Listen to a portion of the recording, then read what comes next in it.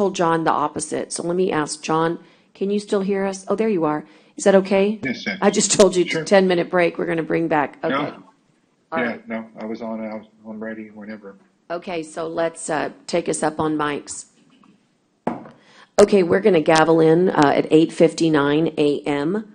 And we'll note for the record that there was a meeting noticed at 8:15 for the Road District Number 4 meeting. And we're going to pass on that for right this moment and go into workshop, which is what we're calling to order here at this time. And I would ask that you guys stand for the Pledge of Allegiance to the flag of the United States of America and to our Texas flags. I pledge allegiance to the flag of the United States of America and to the republic for which it stands, one nation, under God, indivisible, with liberty and justice for all. Honor the Texas flag. I pledge allegiance to thee, Texas, one state, under God, one and indivisible. Okay, super. So for this workshop, which is really a budget workshop that'll take place for the rest of the week, we've got all our department heads lined up, but it is Monday, June 6th, and for the record, we're here at Commissioner's Courtroom at the County Courthouse, 901 Leopard. Commissioner Hernandez is present. Commissioner Amadas is present online. Commissioner Chesney is present online. And that is the extent of our folks. Are there any other? So I'm not necessarily certified that there's a quorum, but I think for the purposes of workshop, according to our county attorney, we can proceed. Is that correct? Just want to get you on the record to say that we're okay to just to receive information at this time, given there's only 2 of us physically present in the courtroom. Just so long as there's no deliberation. There will be no deliberations. We'll just receive information, and we'll call upon Rebecca Rock, who's here first to present for her department, which is Social Services.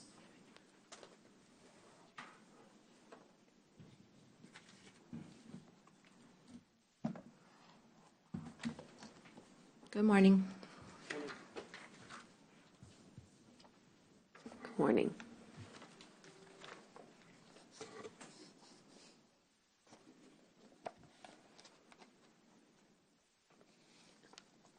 I have 3 departments to report on this morning, and I'll just start with 4110.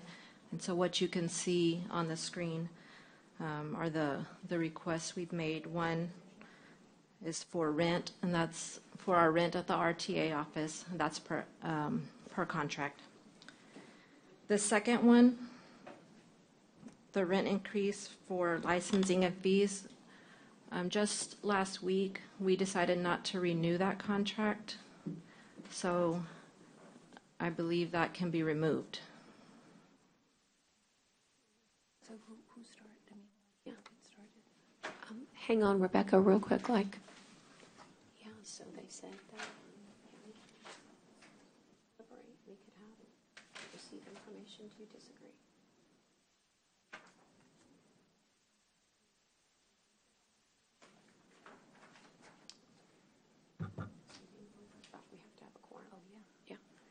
Okay, so I'm getting some different information, and I do apologize, Rebecca, but Commissioner Chesney, I am getting information that differs from what we just previously heard, that a workshop absolutely does require, since it's been noticed under Texas Open Meetings Act, that we do need a quorum.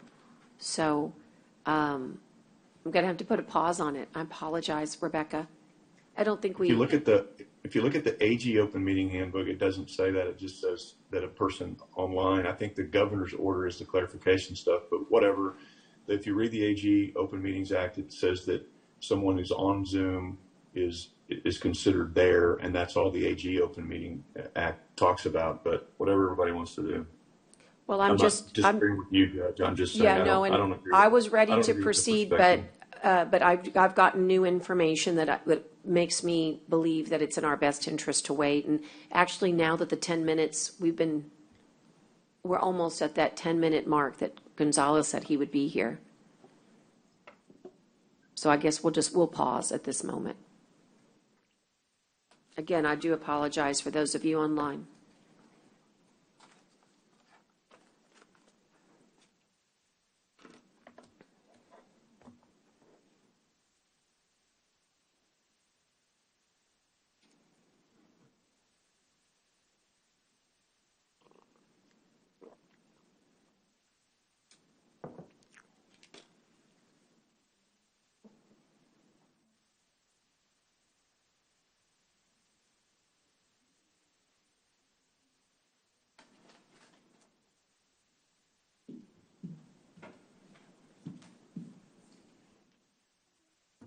Did you have a good visit with Maggie, with the rest of the ladies? Yes, it's gonna be so good. Yes, it's gonna be so good. Thanks to Maggie, we've used these vendors at our wedding venue, and they're awesome.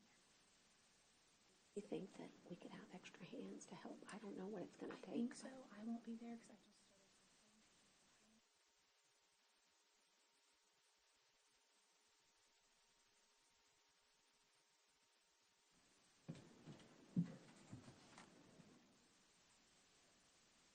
So did the county attorney change her opinion? Or, I'm going to let Belinda take the. I Take mean, the Glenn's not mic. the county attorney, but okay.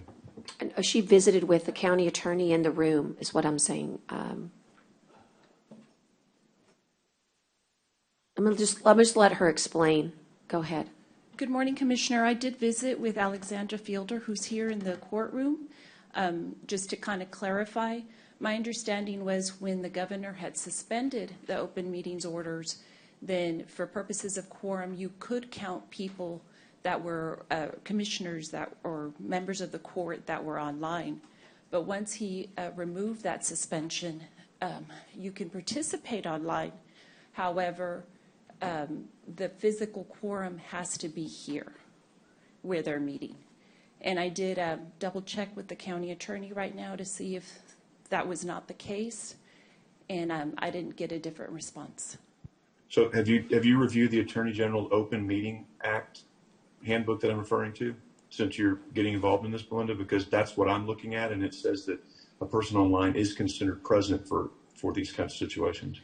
That was my understanding when he removed the suspension, but like I said, I did visit with the county attorney to see if that was the case or not. And No, that's in the Attorney General's always open meeting government act.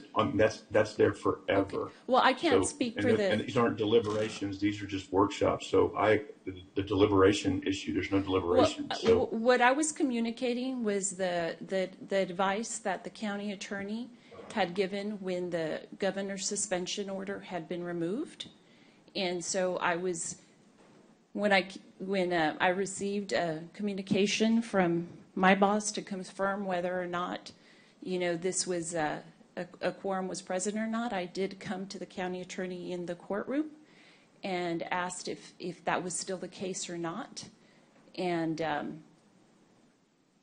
my understanding was that advice had not changed. So again, y'all certainly can clarify with the county attorney. Would you mind calling her for us? And then, I hate to be nitpicky, but it has been over 10 minutes. I'm wondering if, oh, look at that. Guess what? We're all good to go. Sorry about that. No worries. We are good to go now. I'm going to go back and ask Connie to bring us back online with recording. And it's kind of coming back on the record here at 9:08 a.m. And we are going to ask Rebecca to go right into her presentation. And just repeat, you I hadn't will. gotten No, too far at all. two sentences Two in. sentences in, so why don't Oh. you go ahead and repeat it? I'll wait till Connie gets it up. Okay, there we go. 4110, social services. We have a request for rent as per our contract. That's for our RTA office. And then the second one you see there, the request for our licensing fee for renewal. We chose just last week not to renew that. So we can remove that. We are asking for new client management software. We don't have any estimates yet, so this number is a very rough estimate. We'll work with Daryl and start moving forward on that shortly. And then I have several personnel reclassifications. The other thing I have in 4110 is monitors, 4 mobile hotspots, and I think that's about it for 4110. I just kind of, maybe Dale can help us since we write notes here on IT piece. The way I read this is inside IT and he doesn't require any dollars. It's just that you're letting us know that that software needs to be procured by IT Yes. for you. Yes. Got it. That's And correct. God bless you. Got it. Okay, thank you so much.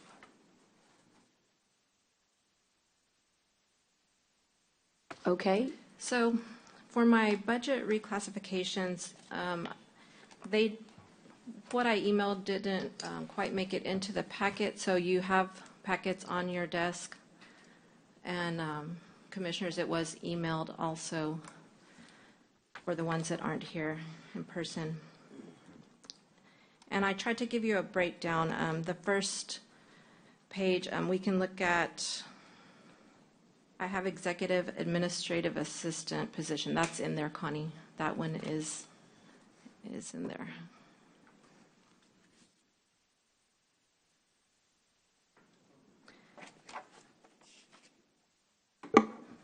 okay. I think just keep going, Connie. Yeah. Maybe a little bit. Sorry. To work, down. We had a little bit of an issue with this particular position. We have been calling it Executive Administrative Assistant 2 position, and we only realized a couple of weeks ago that that was not the job title. There had been a job title last year that was never approved. So I'm telling you that this information I've provided you isn't as accurate as I would like, because when I did the research, I was looking for that particular job title. It's currently at a pay group 23, the administrative assistant position, and I am requesting that that go up to a 24 or a 25. HR has been supportive of the 24, which would be the supervisory, administrative supervisor position.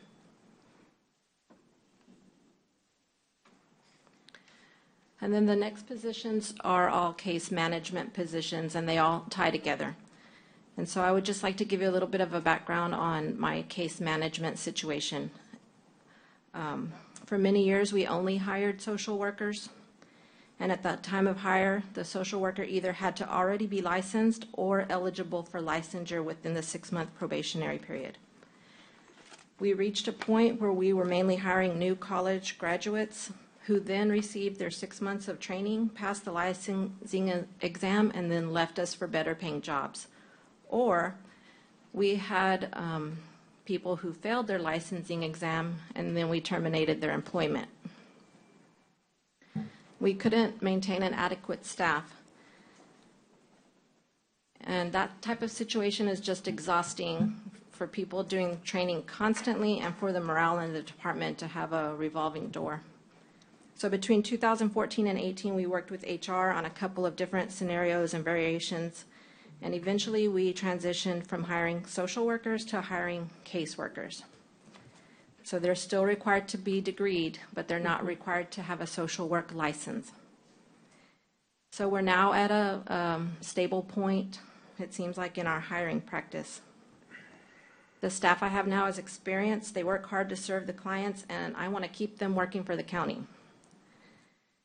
Just last year, I lost one experienced caseworker to a job that paid $26.90 an hour, which is $9.01 more than what we pay our caseworker, and she got a $3,000 sign-on bonus. And I realize we can't compete with that, but I would be remiss if I wasn't up here trying to advocate for my staff to get higher pay. So my goal in asking for reclassifications is staff retention. And hopefully, when the time comes, it makes the job more attractive so we can hire qualified people. And although the probationary period is 6 months, it takes us about a year to have a case manager, caseworker fully trained to independently manage a caseload. And that's a lot of time and effort on everybody's part. So if we can keep that employee, we consider it a good investment. So in your packets, I tried to submit either similar job descriptions, job announcements, and data that reflects local or other county wages, of course with similar jobs. And I've also submitted a request to HR to review updated job duties that we've provided them against the pay grade scale.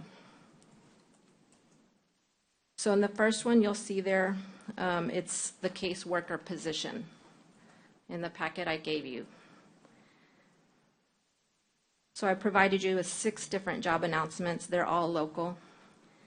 The average hourly rate for those jobs is $21.06. We currently pay $17.89. You'll also see another Nueces County job description for a case manager that also pays higher. So I've provided you with this little snapshot, and it has, from the Bureau of Labor, it has national, state of Texas, and the metro area of Corpus, the pay rates, so that you can see where our pay for this position falls. So I'm requesting that they go from a pay group 20 to a 23. So the starting pay for that would be $20.60, which is still below what the metro area of Corpus is, and those jobs. The other thing I'm requesting is that there be a title change. I don't really know how to go about doing that. If it goes through the auditor, I would like them to be called case managers instead of case workers. You'll see that every job description there refers to them as a case manager, and that's just a better practice now in keeping with the standard of the profession. You're also provided with just a little spreadsheet that has the reclassification for a caseworker that has the jobs I provided with the breakdown, the lowest rate, the average rate, the highest rate, and just for reference. The next position is the social worker 2 position. It's currently paying $20.01 per hour. I've provided you with 3 job announcements from other counties. They all pay higher rates with less responsibilities for the job. The average rate from those other 3 county jobs is $24.07. This job does require licensure by the state, which then requires continuing education credits every year. You'll see that the metro area of Corpus for this job is $29.38, and we paid $20.01. So I'm requesting from a pay group 22 to a 26. And again, you'll have the breakdown of the job announcements I provided. The next job would be supervisory social work position. This is the supervisors that handle a team of case managers and social workers. There's job announcements from other counties that pay $28.50 per hour, and we pay $25.40 per hour. This also requires licensure. The metro area of Corpus pay $33.40. I've also included other Nueces County job descriptions of similar pay grades, so you can see where the supervisor social worker job compares to other Nueces County jobs that require bachelor's degree and certifications and that sort of thing. I tried to find the most similar jobs to compare. And again, you'll have a little breakdown of that. And the final one is the director position. When I reviewed the labor statistics, I found 2 job descriptions that the director position fits kind of with both of them. So I've included both of them for you to review. This job is currently at a 34, pay group 34. I'm requesting that it go to a 37.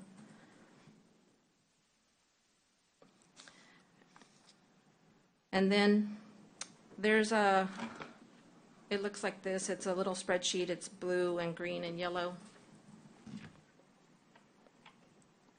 This is my best educated guess at determining salary requests for my staff and their positions. So I took all that data from the U.S. Labor, from the local job announcements, from county job descriptions and all that, and put it together. It tells you exactly how I came up with that amount. And so I can stand here and say the amounts I'm requesting are lower, still lower than what's out there. But I'm trying to be realistic. I know we can't all have everything.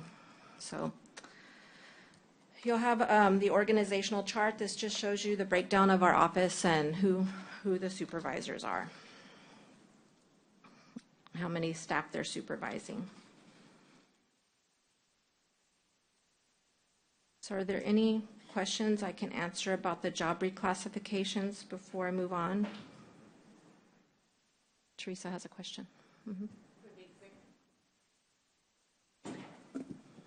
For the executive administrative assistant two, your document has assistant director, but you're saying administrative supervisor? Yes. Pay group 24? There is no executive administrative assistant two. That was the job title transfer that was never completed. Or the title change, I'm sorry, not a transfer. So he's really an administrative assistant two now. Want to go to pay group 24? But his title will change, right? To supervisor, administrative supervisor. Right.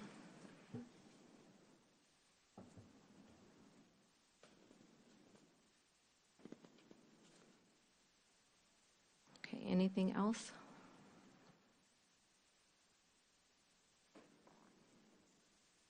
But she's at 24, 25, so If you want to do 25, we'll be glad to accept that also. I'm just telling what you said. I'm just telling what you said.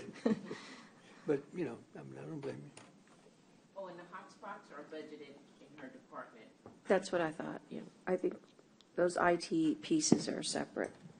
No, I would just ask that everybody take a look at, you did a nice job on including all of your graphics at the very end of your presentation on just how much, increased, let's just say burials, for example, was the one thing that I noticed. Oh, I'll get to that. Okay.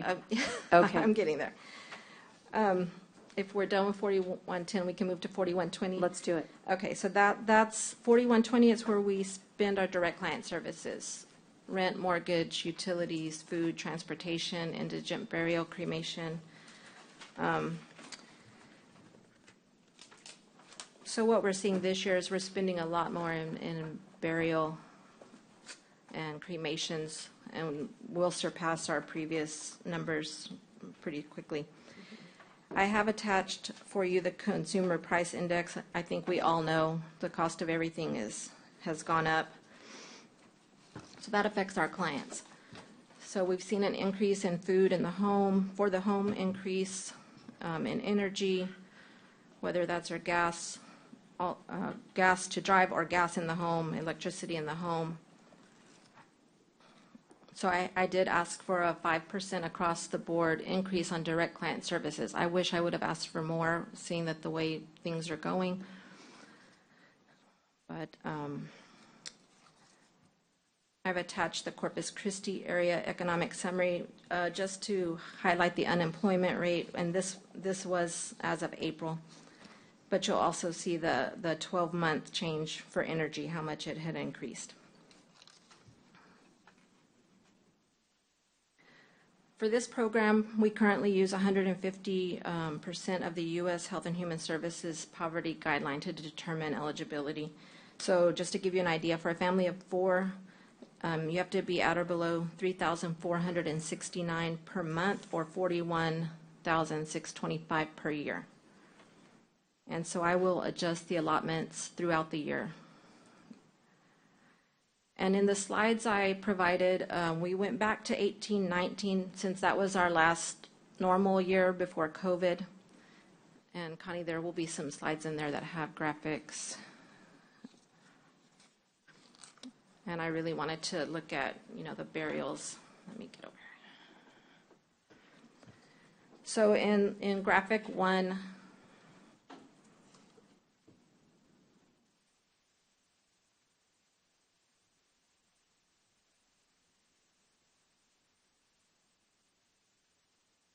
I don't know where they are in here. Okay, I provided you a pack, it's on your desk also. It's a bar graph. It starts at 2018. Teresa has a copy she's holding up. See, it looks like that.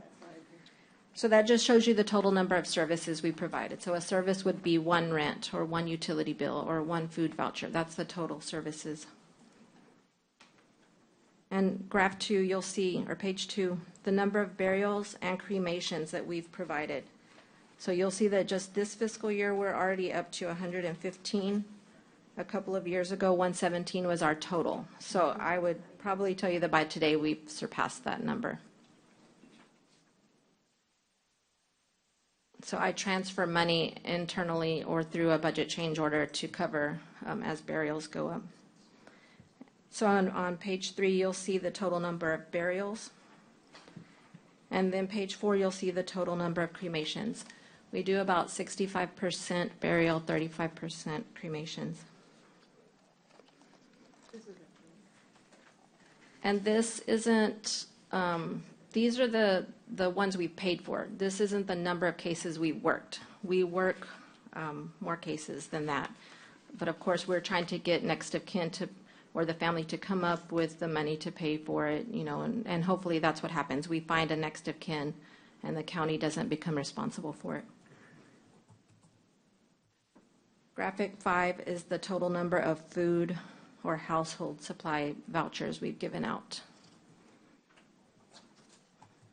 That number usually goes up about now. Once school's out, we'll start spending more on food. Kids are home from school.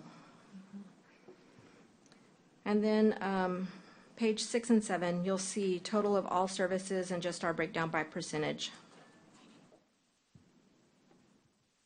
So as far as the burials go, we average about working 17 cases a month. And so just one thing I do want to say about burials and cremations is the average price we pay for a burial is $1,855. And the price of cremation is $800. And of course, the prices for each of these changed based on size and weight. So the price difference is $1,055. It's the court's choice, and they can consider a rule to provide cremations as the primary option for final disposition, which would be a cost-saving method.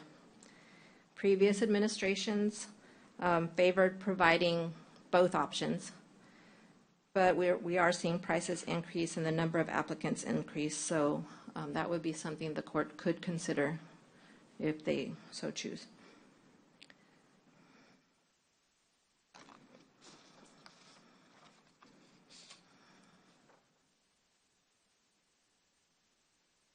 And that's all I have for 4120. Are there any questions? No questions for Rebecca? Okay, Rebecca. Okay, the next one is 4130, which is child services. Rebecca, on your pie chart? Yes, sir. I don't see where you divide the pie chart with showing the burials or cremations. Is that separate or what? The burials and cremations are the bar graph. They would be pages. Okay, so it's not in this pie chart on page Well, 6. it's included. That's the total number of services. So on the pie, it's in purple, but it's the 8% or around the 8%. Oh, that's what it is, purple? I do like black over here, okay. But then if you'll go to your bar graph, it's on page 4. Yeah. It shows the actual burials and cremations. And on the pie, it's in purple. Okey-doke. You're good? Okay, go ahead to 4130. Okay, 4130. We took over this department in 2016. We continue to work with CPS to serve Title IV-E children in foster or kinship care, and we assist with the temporary placement expenses for foster children. The services are partially reimbursable to the county through the Title IV-E program, and we are the liaison between the county budget and the Child Welfare Board. The board continues with its work to educate communities and families to prevent child abuse and neglect. And they do so by attending area events and engaging the public. We have no requests for changes to this budget this year. Okay. The other budgets that we do take care of that aren't, I guess, referenced here, well, we do 1350, which is CBCF and TXU. And in those submissions, I provided you with some CBCF narratives on clients that we assisted and some information that TXU provides to us. We also do 1351, which is the Children's Christmas Appeal Program, which I'm sure you're all familiar with. And so attached to that was some Christmas appeal stories that were published in the paper this year. So we helped 412 children this year. And then, of course, we also have EFSP grant, ARPA grant, the Veterans Assistance Grant, which will be $126,300 in direct client services. So again, we will be helping the veterans with rent, mortgage, food, utilities, and veteran burials. Of course, we still have the TMAP money. We also do work with the City of Corpus Gas Department on Operation Heat Help, and we work with the Corpus Christi Association of Realtors on the Walk with Pride shoe drive, which is coming up. So those are our other budgets that we manage. And that's all I have for you. Okay. Any questions? Gentlemen online, any questions for Rebecca? No one has anything here. We'd like to excuse her. And I'm just going to offer this to Auditor and Ide and Teresa. You all can also, any questions, it helps us if you'll ask while they're right here. That way when we get into budget, we don't have to call them. No questions, everyone understands the requests. Rebecca, you're at 34. You're at 34? I'm at 34. Okay. Thank you. I just want to say I really like my staff, and I want to keep them here. And we've worked a long time to get where we are with our staff, and they're good. They're good to our clients, and they serve our community well. So anything is appreciated, and we know they're not paid as well as some other places in the community right here. I certainly don't want to lose them. Thank you. All right, thank you. Thank you so much.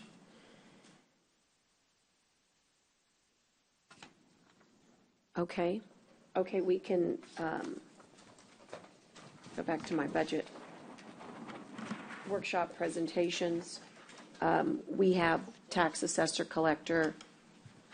Excuse me, we have one question, but go ahead, Kevin. Go ahead and get queued up. You want to go ahead and go do that? All right, Kevin, we're going to ask you to go ahead and pass everything out, but watch how fast we can move out of workshop and into a Road District 4 meeting. If you just be a little patient with us, we need to take care of some housekeeping on one particular item. So I'm going to gavel us out of our budget workshop at 9:33 a.m. and ask that we convene our Road District number 4 meeting at this time. We do have a quorum, and so I certify for the clerk that we do have 3 physical commissioners present, and we have one item, but I do need to ask if there's any disclosures at this time on conflicts of interest. Any announcement on conflicts of interest at this time with this particular item, with TMI Solutions? Motion to pass, Judge? Okay, let me just announce for the clerk. I'll go ahead and second, but this is the announcement of item 2A for the clerk. It's a consider funding and approval of TMI Solutions LLC proposal for a topographic survey of potential Bob Hall Pier parking lot, access road 6 and surrounding area. And there's a motion and a second. Are there any questions? This would be funded, I think, out of our Bob Hall Pier funds that have been No, already, I'm sorry, from the Road District Number 4 funds for Bob Hall. And that amount is, do you mind, just for the record, for Emma? 16,285. Okay, 16,285. We've got a motion and a second. Any discussion or concerns, comments? Hearing, I got a question. we've got a question. Go ahead. Okay, this 16,000, and it's going to the parking lot, is that the parking lot's gonna be adjacent to the road, or the road goes to the parking lot, or what? This is a survey. This was the follow-up item to fund the item that we previously passed in the prior meeting, subject to the Road District 4 being called. It's a survey that we're doing on the back behind the dunes parking lot to determine what we need to do with that. In other words, whether we build that back there or not. We have a lot of drainage issues and utility issues out back there that need to be addressed. And so this is a survey that we have to do to address those utility / drainage / road issues back in that area. Okay, I'm glad you said / road issues area, so it's okay. As long as you said / road issues, that's okay. So, because they include in the road, right? That's correct. Well, in other words, when you have the Road District 4 allows you to also deal with drainage and utilities related to the roads. Okay. And so this survey will deal with all of those issues to see what we need to do back there. Okay. Move for the question. Just one note, those funds will be transferred to the Bob Hall Pier parking lot reconstruction project. Okay, Commissioner, did you hear that? She's going Yes, to make correct. that transfer. Right, we're just funding it with Road That's District correct. 4 funds, but it's going to that project. If that's what Teresa needs to do to make Yeah. that work, that's certainly fine. No worries. All right, in that case, I've got a motion and a second, and all those in favor signify by saying aye. Aye. Aye. Pose same sign. Okay, Motion to adjourn Road District 4 meeting? Second. okay, adjournment's non-debatable. So we will adjourn this meeting, and the time for the clerk is 9:36. And again, we will, at 9:36 as well, go back into our budget workshop, and we have Kevin Kieschnick here to help us get to Department 1200, Tax Assessor Collector. Welcome, Kevin. Just 1 second. The clerk is telling me that we're missing items C and D, Judge, See? which is the conflict of interest. I did that Oh, already. you did that? Okay. I did that when I opened up. I asked if anybody had any conflict of interest on TMI. You'll hear it on the tape. Of course. Now, you're absolutely right. I did not call for public comment. So let me ask if there are any public comments with regards to this topographic survey. Or any other public comment? No. Okay, and I had none signed up. So forgive me that I didn't actually articulate it, but we have none online and none signed up for the clerk. Okay, thank you. And again, if you'd like to, we can call it 937 now. And now, Kevin, as they say, you may take it away with your budget. Okay, thank you very much. I want to start first with the handout that I gave you guys, because I always want, anytime I ask for an increase, I want to give a reason for that. And in the past, when we've asked for some increases, I've failed to kind of give you guys a good snapshot of really what's going on in terms of the increase in demands that we're having for both motor vehicle and property tax side. And so what you're going to look at, I want you to take a look at the handout that's got the fee income that I just gave to you guys there on top. You'll see it says, it's the heading at the very top says per parcel collection fee amount collected, and it's not limited to just that, but that's just the first item on that sheet. And what we're going to go over here are the fees that we bring in as a tax assessor collector's office. Is we don't just collect taxes here. We deal with motor vehicle. Motor vehicle brings in a lot of money to Nueces County, and these fees that we're going to discuss here do not include the road and bridge fee that is included. So I'll make sure everybody's very clear. These are strictly fees that we bring in that do not touch ad valorem taxes. So year over year, we have been averaging about a 10 to 13% increase across the board in fees, and that is representative not because of any fee increases, but because of the amount of growth that we've been seeing in Nueces County. And this has been going on pretty consistently since since I've been in office, and it has nothing to do with me being in office.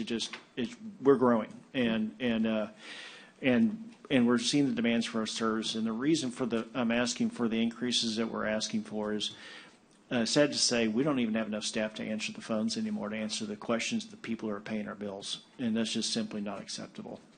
And so what I want to show you guys is how much fee income our office actually brings in as a result of these. So if you'll take a look, going through, I want to explain what per parcel is first. Per parcel is how we share the cost of collecting taxes with the other 36 taxing units in Nueces County. That is a shared cost that we charge each of the units based on the amount of bills we have to send out collectively in our consolidated tax bill. And so we bring in $1 million and $1,040,983 is going to be the 2022 anticipated income from the taxing units for our tax collection. So it's a shared expense for those bills. If you will go down then to general services is pretty much everything else, beer, liquor, wine, permits, fees, those sort of things. We're going to anticipate bringing in $218,186 in that, which is up about 12.89% over the last 3 years. Motor vehicle has seen a rather large increase. If you look at fiscal year 2019-2020, these are the fees that TXDMV pays us. We brought in $4,095,188 in 2020. In 21, when we had the COVID and everything going on, even though our sales tax numbers dropped, our fee increase went up over $500,000 that year alone that we still collected because the volume was still there. And that went up to almost $4.6 million. And we're anticipating it to be around $4.7, $4.8 million for 2022 based on the current numbers, which represents about a 13% increase over there. And then the motor vehicle sales tax, which is a separate component that comes in 2020, we brought in almost $3.2 million, $3.167. In 2021, it dropped as we saw a lot of vehicle sales, at least on the new side, pretty much go away temporarily. It dropped about 200,000, but then it's come back up this year to $3.6 million, and you'll see the attachments there on the back from the award from the controller's office on that. So just in the last 3 years, our fee increases have gone up $1.21 million, and that's putting a tremendous stress on the existing staff levels that we have, and we're not able to serve the public with the staffing levels that we've gotten. So unfortunately, there's way too many times when we hear people complaining, "Hey, is anybody going to answer the phone down there?" I mean, that irritates me, and it irritates the taxpayers. And the taxpayers have every right to be irritated that their phone and their answers are not being not being answered for the questions they have about the things that they are doing to pay our county. And so that's the reason why we're asking for the staff increases that we are. We're trying to establish a call center and streamline how our calls get routed to make sure that their questions are answered in a timely manner and that their phone calls get returned. And we're actually in the process of working on that. One way or another, whether it's funded or not, we're going to do that. That may mean closing windows or something along those lines and forcing people to go electronic if we can't get the staffing levels that we need to. So one way or another, we're going to get the call center put up this upcoming session. But I really hope that if you look at that $9.8 million, almost $10 million in fees that we bring in, it doesn't even touch our ad valorem taxes rates that we apply for. I would hope that we can get some investment put back in our department for the people who pay our bills. So going into the specific request now. I'm going to start first. Each year on our general budget, we have some fluctuating things that happen. Mail is a big piece of that. Next year is not a mass mail out for voter registration cards as stipulated by state election code. So you'll see that there's a reduction there of 49,000, and we see this every other year. This is an off year, so the $49,000 will not happen this year, and it'll be added back to the budget next year. We have a software and service maintenance agreement, $15,600. That is for our keyless system we have downstairs. That has helped us tremendously. It's really streamlined our processes. I'm sure most of you guys have heard really nice comments about that, and it seems to be working quite well. But that is a contractual obligation of $14,160 we have to renew that in order to continue using it. We have 4 extra RTS workstations we leased from the state, and these would be for the call center, and that's $1,440. Going to 5410, other services and charges, that's going down. It's all related to state mandated voter certificate mailouts. That's just an expense item that won't happen this year. It'll be added back in next year, and we do this. 1 year we use it, 1 year we don't. And so we take it out in those years that we don't. And then fees and permits. I have a question for the court. Where are we at with the game room ordinance? Does that look like something that's going to pass? Is it something that we're going to continue to pursue? And the reason for that question is the stickers that go along with that game room ordinance are expensive. And so we need to know whether we're going to need to, this next item, the under fees and permits, that's going to depend on whether that game room ordinance is approved or not, because we got to increase the cost for that to anticipate for those stickers. So I'm going to answer your question and then also defer to Jenny for timeline. But the court did pass a game room regulation. Okay. And where we are is we actually created at our last court a timeline to have that done by the next fiscal year. Okay. But the actual permit application and the process that will be handled by the clerk's office has not been brought forth yet. That's probably a best fair assessment. So as far as time, I'd say look to new fiscal year to actually have those brought forth unless some court action or something else takes precedence. Yeah, so it's going to be real critical that we're communicated with, because the stickers that go on the coin-operated machines that go along with that ordinance will have to be ordered, because there's going to be a tremendous uptick in the number of sales that go along with those. So that's what that $4,536 represents. So that's anticipatory. It's a hard cost that's going to go along with that. And of course, there's going to be income to offset that, obviously. So just be aware that that's what that number's, and we need to make sure we have some. Ralph is here. What's the timeline, Ralph, that it takes to get those? It takes about 3 weeks from the time we order them to the time we receive them. That's good to know. So just FYI on that. Thank you. Okay, and then capital outlay, we've got $49,905, and we got some desk and chairs. And let me get to my capital outlay notes. Kisnick, I got one question on the stickers. Yes. So once you order stickers and you provide them, I guess, to the clerk's office if they're going to handle it, or then y'all keep tabs on the numbers of the stickers as far as how many? There is no way for us to keep tabs on that.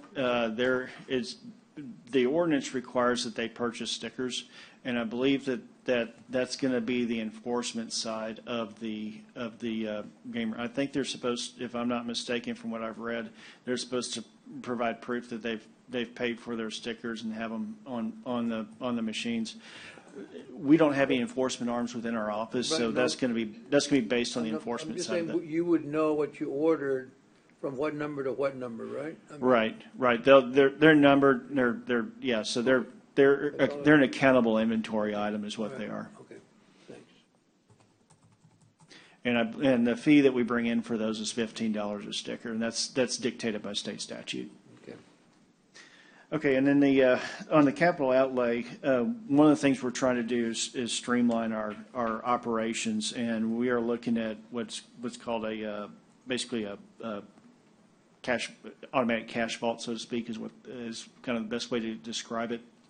And what it is is this thing actually counts down your tills and your drawers automatically. You put it in there and it actually does it for you. It's very quick. We saw one of these in operation in Denton County, and it cuts down on the number of people it requires to balance and do the things we have to do at the end of the day, and it really streamlines that process tremendously. So, you know, the nice thing about these things is they don't get sick and they don't cost insurance. So And they last, and right? they last for a very, very long time. We use these when I worked at the bank, and they're phenomenal. And this will really streamline, especially our processes. And as we talked about, you know, if one day we get to the point where we're in a single place in a single operation, we can really maximize at that point. But for the time being, we really need to use that down in the motor vehicle department, just because of the number of tills we have, and they're really awesome. It really reduces money. They're designed for retail applications and dealing with high currency numbers like we see, and it basically helps with our deposits and everything like that. So it'll cut down on some of the required man hours that we have there. And that's that $49,900. That's that $49,000 item. Yeah, That's and I on it. just kind of promised myself I would just listen and not offer help before I hear everybody. But on this one, I think we can make a great argument that if you want to, if you feel stretched on capital, Dale, that this would be a great American Rescue Plan Act. I mean, it fits in administration, it fits in reduction of, I mean, there's so many areas I think this could fit in. And if not there, since it's a piece of equipment, I can see it being in CO's 21. I'm looking for great things to buy that actually have a real, you know, longevity to them. Yes. I can see this being, anyway, I mention it because we're all here together. So I'm asking you, Ida and Dale, to mark this one. If capital outlay gets pushed, and it should be in capital, okay? It should be. But if we're pushed or tight there, I think this one is something I would like to look into for either my COs or for, you know, if this is a classic, has great rate of return on the human capital. It does, because So- I mean, you're looking at a lifespan of probably 10, 15 years or Yeah. more on this machine. So I just mark that one as being special, because you're going to have a lot of capital requests here, like the sink and the carpet that you already have, and I'd rather see those go to capital and pull this one out. Let's fund it a different way. We've Okay. got the dollar. I've got the dollars. ARPA has the dollars. There's definitely good ways here. Okay. Okay, thank you. And then going down into the specifics now of the personnel request, I have, once we really dug into these numbers, I do have some concerns now of if this is actually going to be enough to start our call center or not. But we got the cart, really I got the cart before the horse, and kind of just used a guesstimate based off of what we feel our volume was. And as I'm looking at these volume numbers that we've seen at the $9.8 million, we may need another person on top of this. I think but a lot of this is going to depend too on how much the automated piece of our phone center removes. And so we're going to just start conservative right now with the request as it stands. We may have to add some more down the road on this, but we've got to get these phone calls answered, and that's what the personnel increase request is for. The first one is for a supervisor for the call center, and then I've got 2 senior clerks. We already have 2 people working phones down in motor vehicles, so they're going to move upstairs and where the call center is going to be and be working out of that location. And we'll be relocating an RTS system up in that area. And we already have the space set up for that. We have a manager in the motor vehicle department currently that needs to be moved to a director. She has 28 employees and 3 satellite offices that she also oversees. And this gets her better in line with counties our size and the amount of responsibility that she has. It's taken her from a level 24 to a 28, and that's my request on the personnel. Okay. Do I have any questions from anybody? No. No, only that it's very good and very helpful, your paperwork. Commissioner Gonzalez, you might have a Kevin, question. you said the two senior clerks, times two, that's 62,000. So you're really starting them off at 30,000? That's Yeah, the senior clerk too, pretty, that's, pretty I mean, that's pretty way down there borderline. I thought we had talked about. well, I'd like to see them get paid better than that. Well, It's, I'm that's just just saying. based off of our current pay schedule that we have. Honestly, they're really not clerks. They're, Judge and I have talked about this, and I think you and I have talked about this. What they do in motor vehicle, there's a 500-page manual that they have to get and learn, and it takes about 6 to 9 months just to get them up to speed to where they're really functioning at full level at that point. They've got to be experts in everything from they almost have to be mini attorneys down there with the type of paperwork that we're looking Are at. you required to start them at that level? Or can you Well, go? that's what's dictated to us by the that's where all of our senior clerks are at right now. I really think they should all be 17s personally. I agree. I agree with you. You know, at least, but you know, it's when we did the budget, that's where we're at. We based it off of our current aspect. So if we do any increases like that and bring them up to 17s, I would bring these up to 17s. Okay, thank you. Thanks, Kevin. Certainly. Very good. Right. Anybody else online? We've got 2 commissioners online. Let me just ask. Let me put one more point too. We are also having, like everybody else, a problem maintaining, and this leads into your question. We're having a hard time retaining employees, and we're losing people to pay. Sadly, our senior clerks get paid about what people get paid at HEB to be a cashier, and it's with the fuel price increases and everything else. So it's, you know, the inflation that we're dealing with. I don't know how much longer we're going to be able to get staff at the levels we're paying them currently and retain them. And then not to mention when we have a 6-9 month learning curve and then they go to work somewhere else, right about the time we get them up where they need to be, they're working somewhere else. Yep. And I'm losing my veterans. So it's getting tougher and tougher. Mm-hmm. So anyway. We're appreciative. Kevin, I don't see any questions online from Commissioner Chesney or Modis, so I'll let you get on with your day. All right, thank you very much. Thank you so much. We're going to hear from Justice of the Peace, Thelma Rodriguez, and Judge is already here with us. And I'll have everybody turn to Department 3622 in your books, but she's coming forward as well. And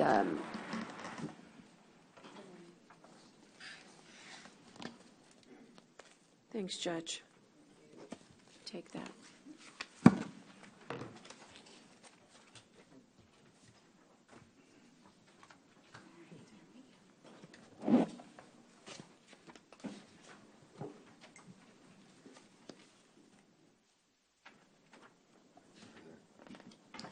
Good morning, everyone. Thank you for allowing me to speak this morning.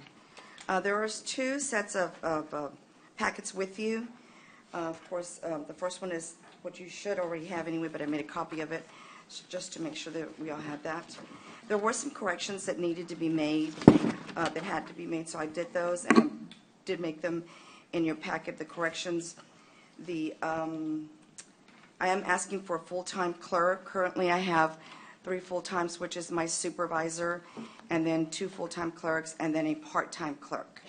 What I'm wanting to do, what I'm requesting from the court is that I change my part-timer to a full-timer, giving me 4 full-time. Okay, so that would be the total amount that I would need for my full-time clerk is the $37,873 amount.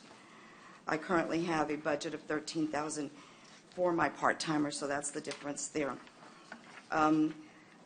When you look at the budget where the breakdown is of everything, there was also a mistake that was made for the postage.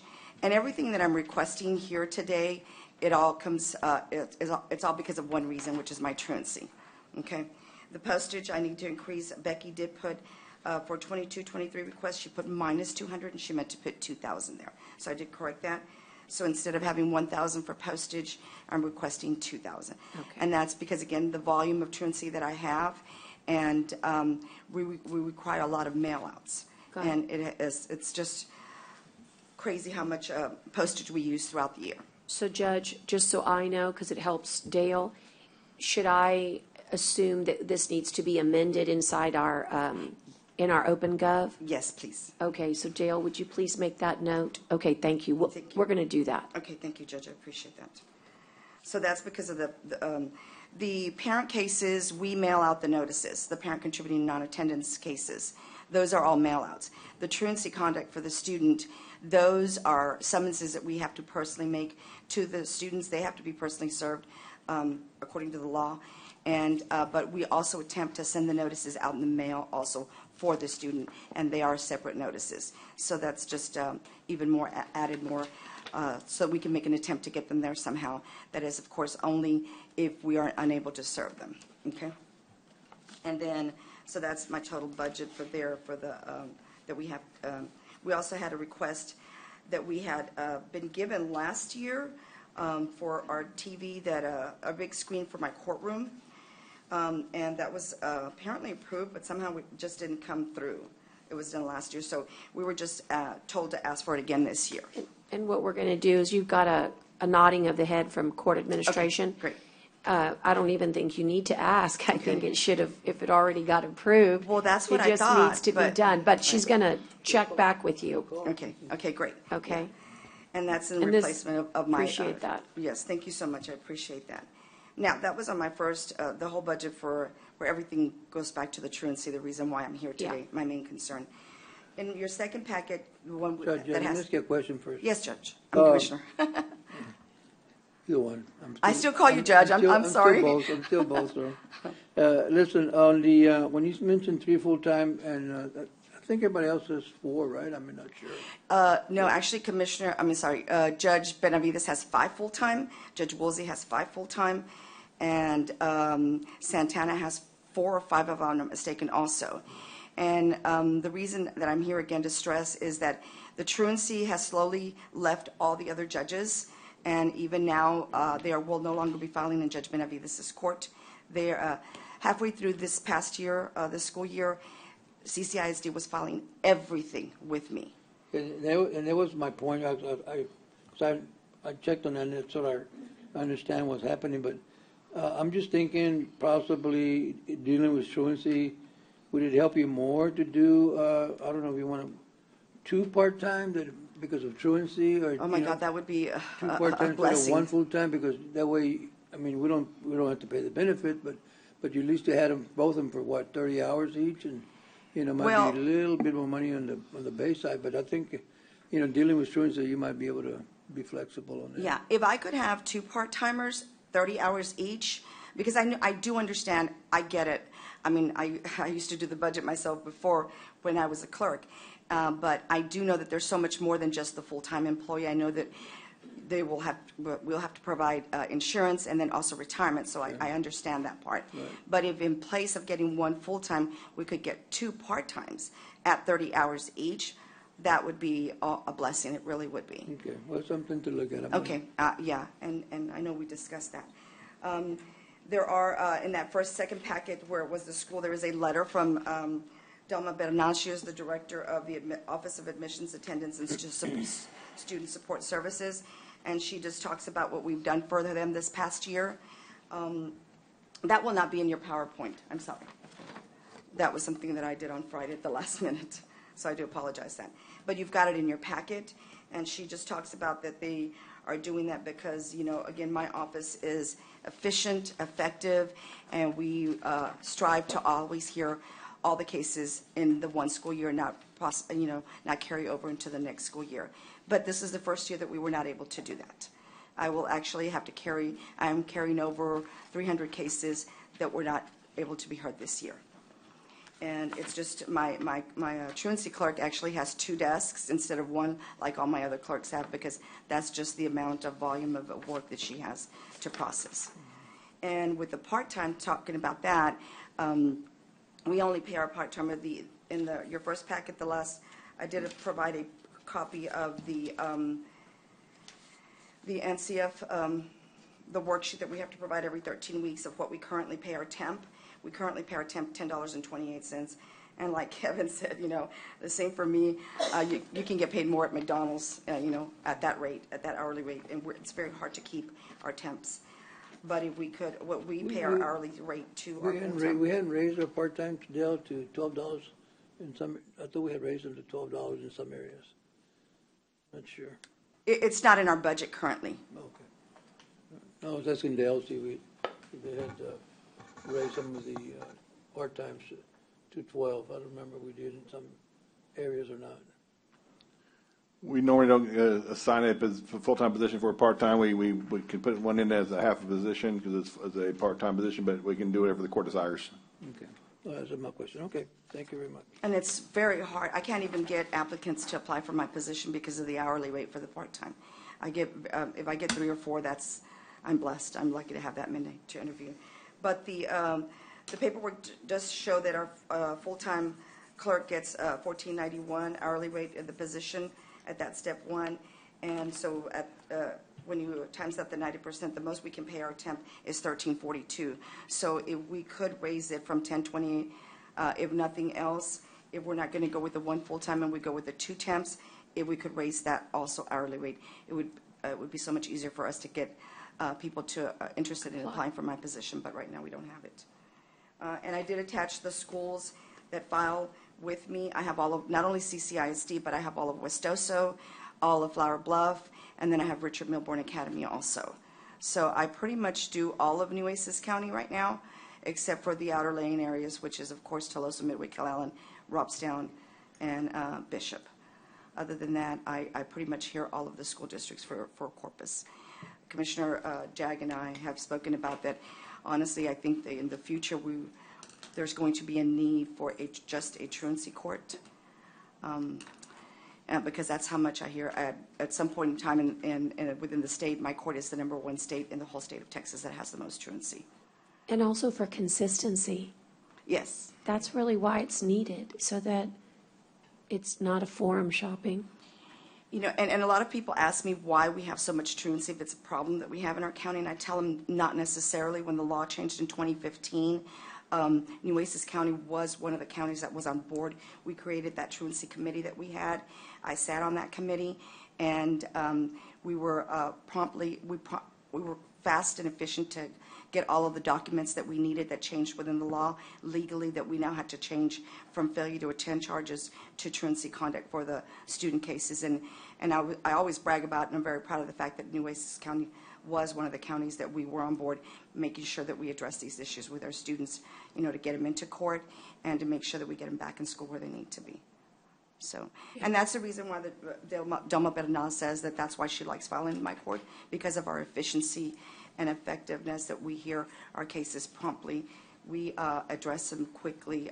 We usually hear them, come January, I hear nothing else but truancy Monday through Friday, morning and afternoon. I'm proud to say that I'm one of the JP judges, probably one of the only judges that is literally in court every day.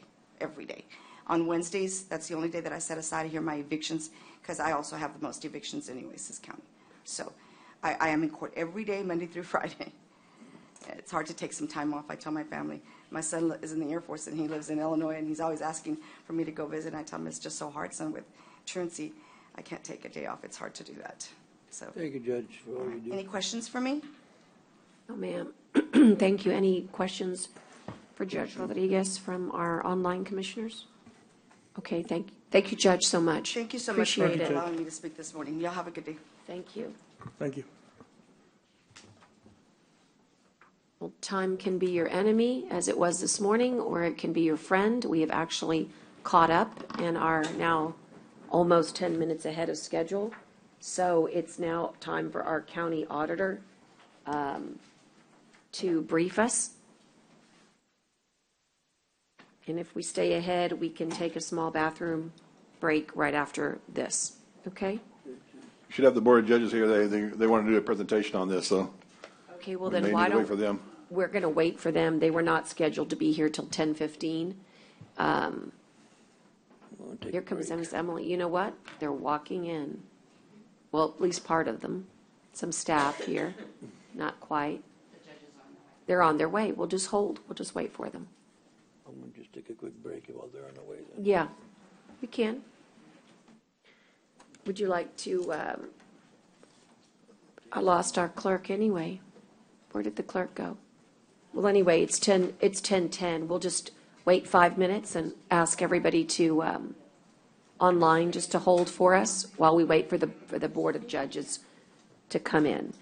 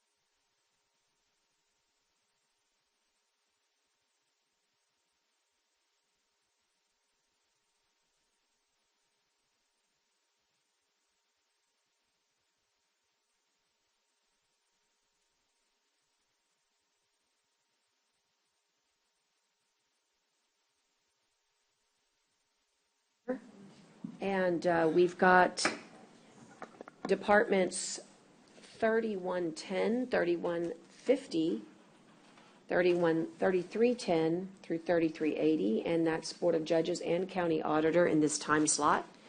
And who would like to begin? Good morning. Good morning. Morning. Thank you all for allowing us to be in front of y'all this morning. Yes, sir. We wanted to speak on behalf of the Board of Judges and the court managers here in Nueces County. We have a little presentation we'd like to present, just showing a little bit of differences in various counties surrounding the area with population and the type of salary and staff compared to the various counties. So on page 2 of the slide here, we have Cameron County. The population, a little bit more than Nueces, and these numbers are from September 2021. So they are accurate as of 2021 September. The base salary in Cameron County is $46K. They are a general jurisdiction court, same as Nueces.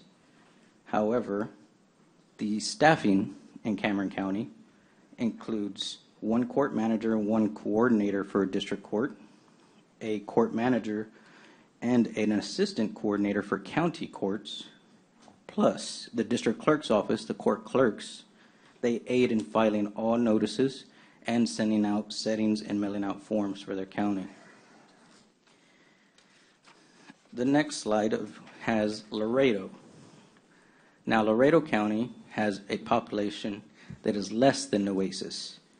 Their base salary is a little under Nueces County salary. However, their court structure, similar to ours, general jurisdiction, their staffing is far beyond what Nueces County has at this point. Each court in Laredo has a civil coordinator, a criminal coordinator, a court manager, aka administrator, and a receptionist for each court. The next slide is Nueces. Our population, right in the middle of Cameron and Laredo, our base salary is comparable to the others. We are a general jurisdiction court, same as the others. However, each court here in Nueces, 1 court manager, period. We have no administration help. We have no receptionist as well. So we'd like to present that our salaries should either exceed, match, and or have the assistance that other courts require. And I'd like to present Ms. Emily Waldrop to continue with the slides. Very well. Good morning. Good morning. So the Board of Judges Committee submitted this proposal for a court manager ladder that we based off of Harris County, starting with a court manager 1, no court experience, brand new to a court, probably with a new judge that comes in.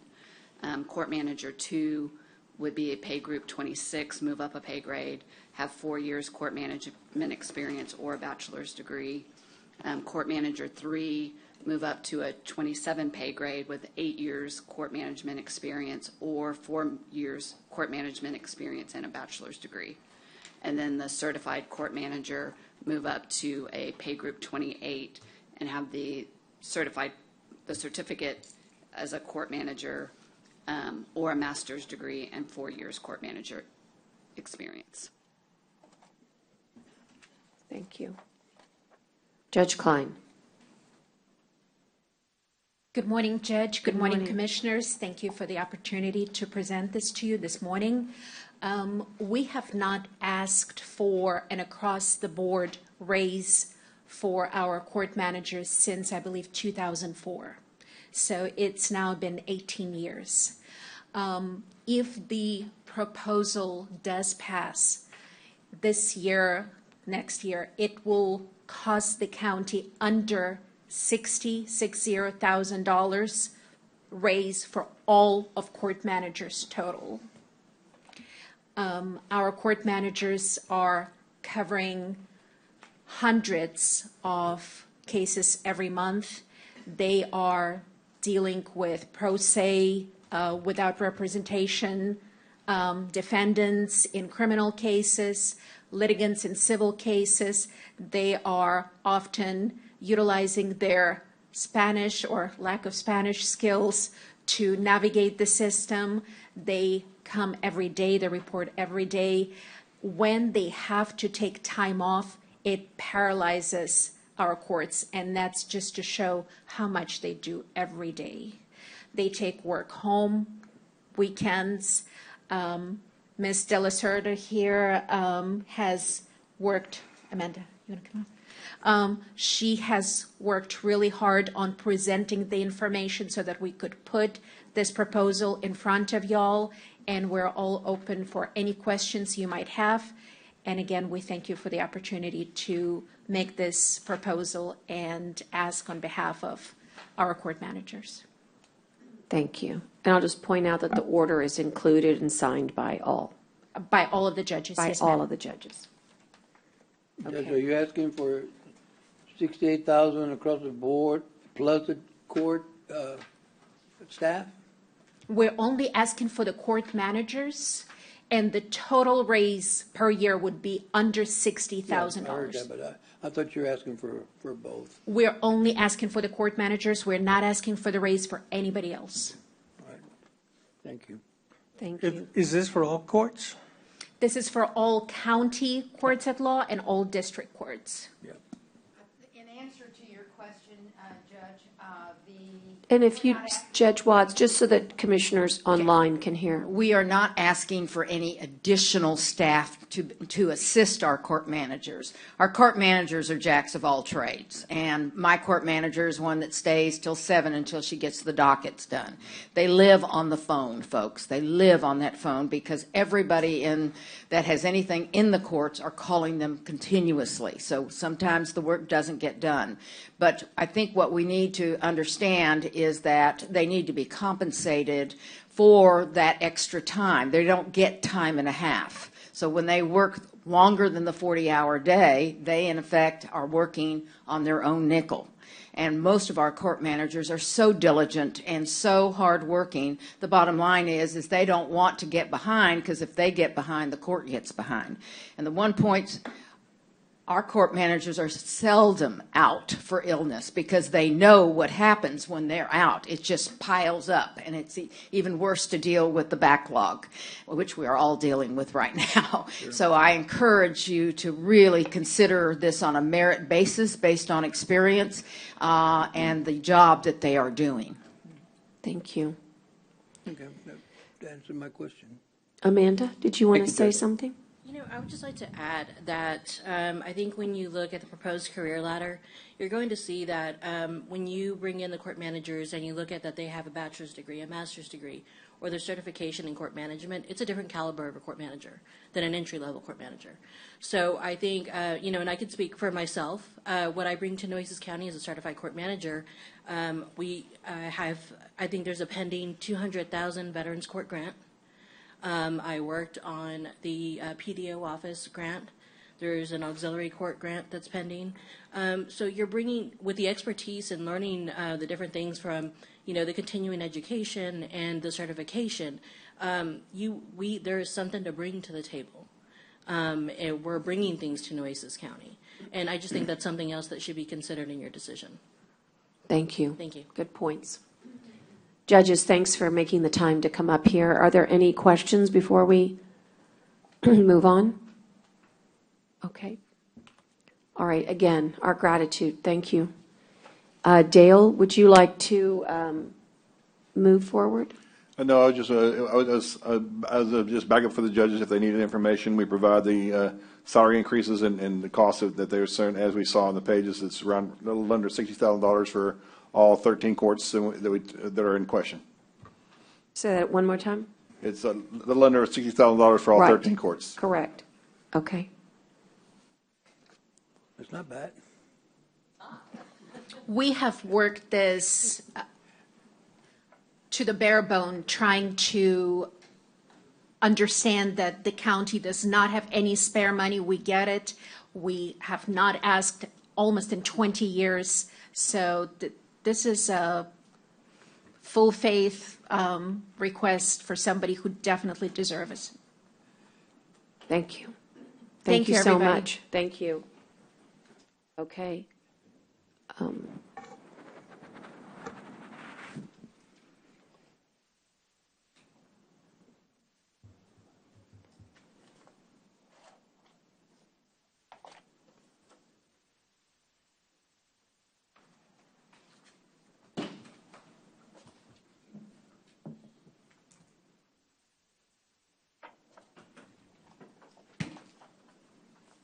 Just making sure here, everybody. So Dale, I'm going to move on. We're good there? Yes. Okay. Way ahead of schedule here, but still, he just walked in the courtroom, is Louis Ray. And if you guys are ready to proceed online, we'll go ahead and take the last department before lunch. Just kind of give me the thumbs up. All good? Okay. Department 5100, 5105, and Louis, welcome. If you want to start with your narrative here, you've got a packet for us in here, and I don't know if Connie has anything online that you want to display, but if not, we can look at our books. Take us through your requests. I know this is your first time in doing it, but it's pretty casual right now. We're just looking for a summary of, here we go. Got it right here. A summary of what you've provided to us and the justification. Give us some of that background, and if there's any questions, we will offer those up as soon as you've concluded. Thank you, Judge. Good morning, Court. Morning. Connie, do you have any slides from us? No? Okay. But we've got this now. We If can go you're going to through- follow this, yeah. we'll follow this. And that's easy. All right, can you guys hear me? We have two online, though, so if we be so nice as to, there you are. That's it. That's it. Never mind, we're good. So for the commissioners online, go ahead. Okay, so what we wanted to do is give you guys an idea of what we do in emergency management, an idea of how we come to work and what we concentrate on a daily basis. So one of the things we wanted to do is kind of give you guys a background of what emergency management is, what's an emergency, what's an incident, and basically how we formulate an idea of how we deal with any issues that happen out in the county. So first we want to talk about our mission statement. So our mission statement is how we derive our daily tasks. And we wanted to talk about our mission statement so that the court can understand what we're looking at when we're talking about emergency management.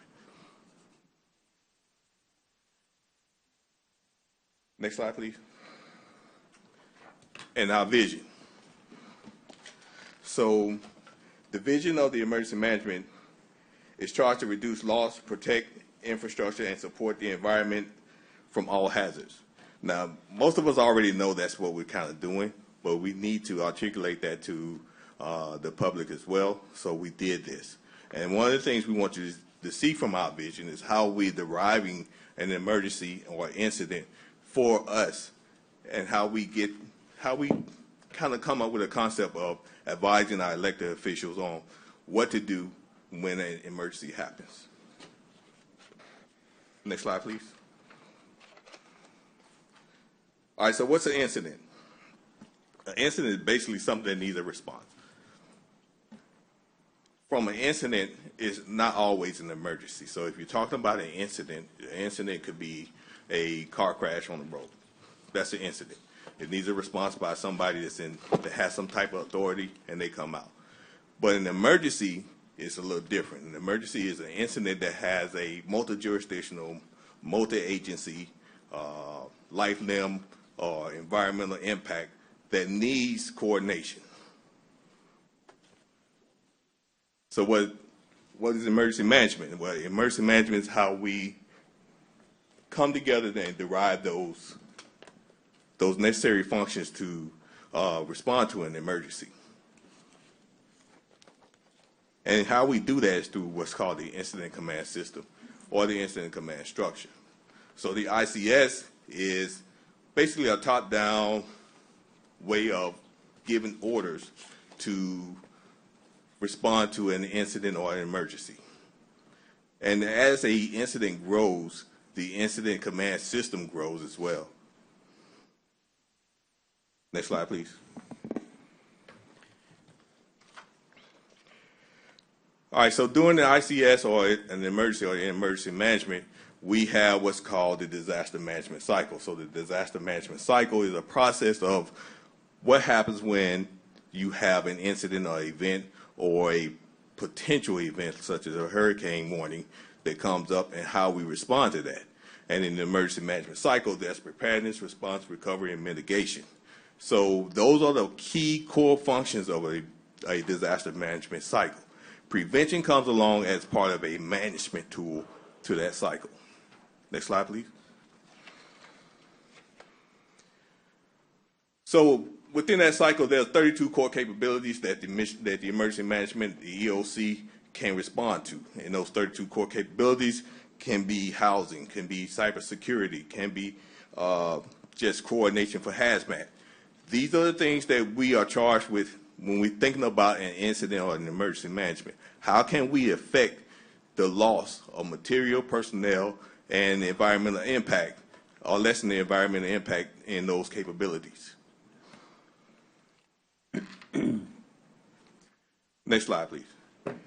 All right, so as we talk about our budget, one of the things that, and we're going to talk more about it once we get into the presentation of our budget, we wanted to talk about some things. The EMC and the EMC specialist positions. So the EMC and the EMC specialist positions currently at 75% of usage, or 75% of salary at the median salary is about $77,000 for the EMC and about $50,000 for the EMC specialist. We also wanted to talk about and bring to the court is adopting a $25,000 contingency budget for on an annual basis for mass care needs. So that's when we go into a winter storm where we need to house people for a while, or a evacuation from a fire incident. We need to house people for a little while, which we've done a couple of times this year. Next slide, please. And here on the next 5 slides that you will see is kind of a breakdown on what you can expect from each of the members of the emergency management team. It's quite robust, and it covers a lot of area. So for going the emergency management coordinator position, I wanted to talk more about the emergency management specialist position. If you have any questions about the coordinator position, I don't mind answering those.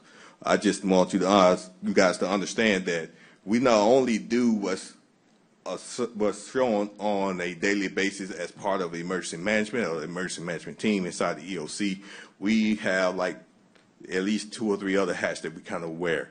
One of those things is to work inside the ICS, which we talked about earlier, the incident command structure. We have designated jobs in that as well. Next slide, please. And as right now we have what's the Deputy Emergency Management Coordinator, which I'm recommending that we rename to the Emergency Management Specialist in charge of recovery. And the reason for that is because of the Emergency Management Specialist recovery actions, it's the largest part of our disaster cycle system. All right, so recovery has 2 parts. It has an initial part of recovery as well as a secondary part of recovery. And it encompasses from the start of an incident all the way through an incident closeout. So if you have an emergency and we activate the EOC, recovery starts automatically. That person should be the Senior Emergency Management Specialist with another role as acting as the second in command, so to speak, in charge of emergency management, as well as being a part of the ICS system in operations. Next slide, please. So the preparedness position is also large. It covers everything that happens and gets us ready for an event to happen. So the understanding of the equipment that we have, what we would like to call the functionality of that equipment, make sure that it works and works well. The interoperability of all the equipment that we have with other agencies outside of the EOC in the county. The preparedness specialist also is our lead on ERAP and STEER. Next slide, please. The response position.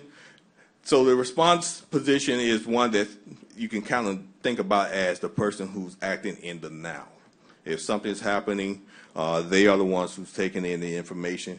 They're the ones who preparing our forms for requests for any additional equipment, or preparing our forms to start the send to TDM for if we need to start a recovery part. They're also the ones who gather all the information to give informed, in detail information to the court and the county residents on what's happening. The response person is also serves inside the ICS as the planner. This guy will be the one who's keeping us on time and on schedule for any event that happens. Next slide, please. Now, we wanted to change a couple of other things too. So we have a disaster recovery position, which we want to kind of rename as the emergency management specialist for mitigation and grants. So inside the EOC and inside of emergency management, there's always grants opportunities out there.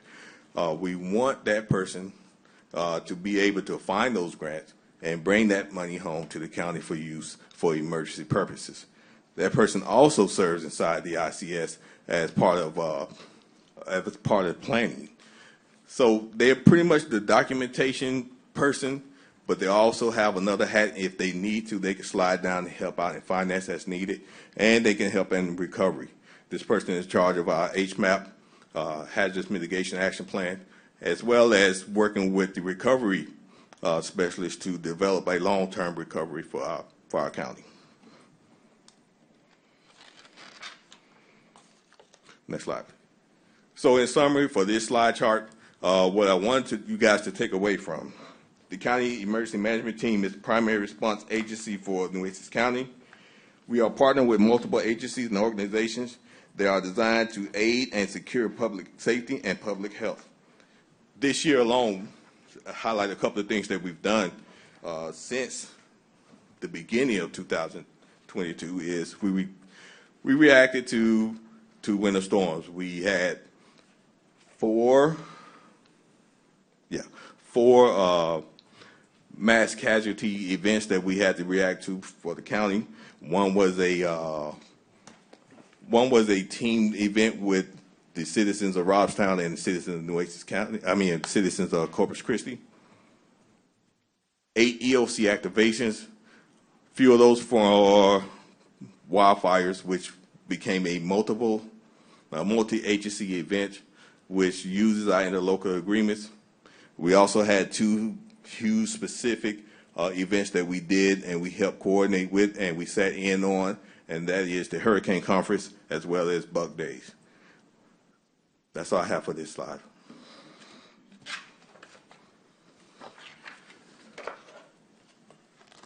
Let me just ask, since there's a lot of information, if there are any questions at this point?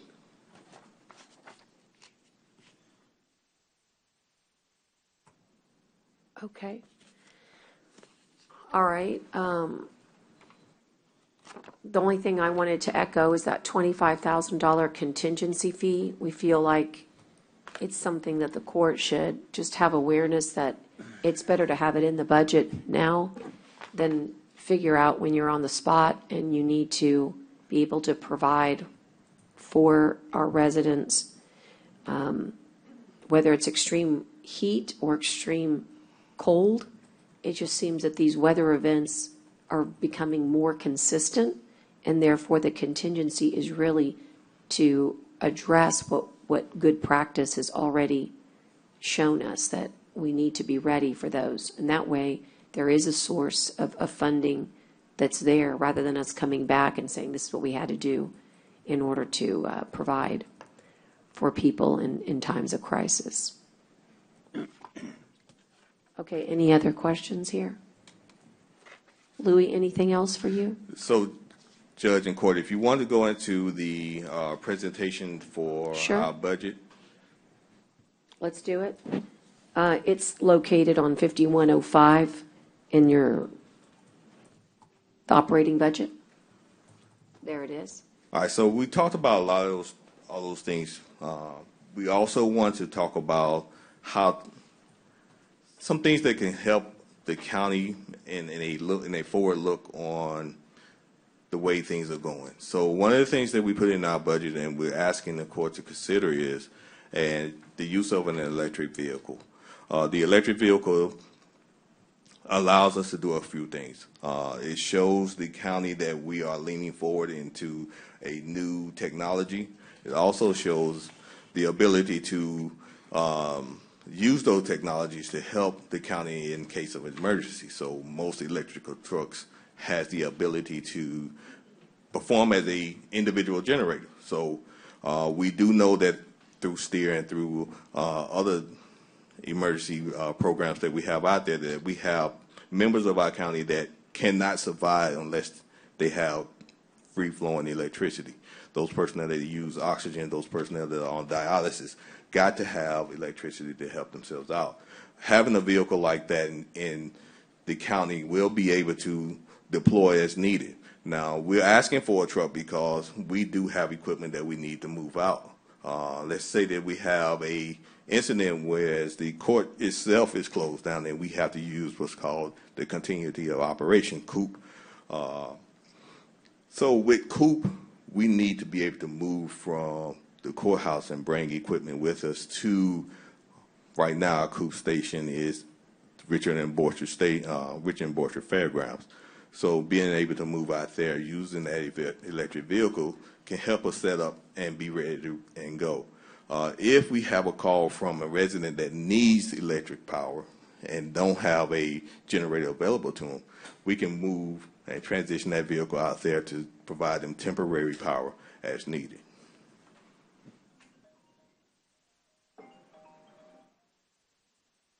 Okay.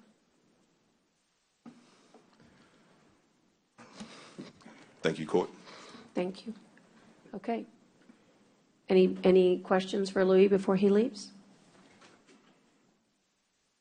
All right.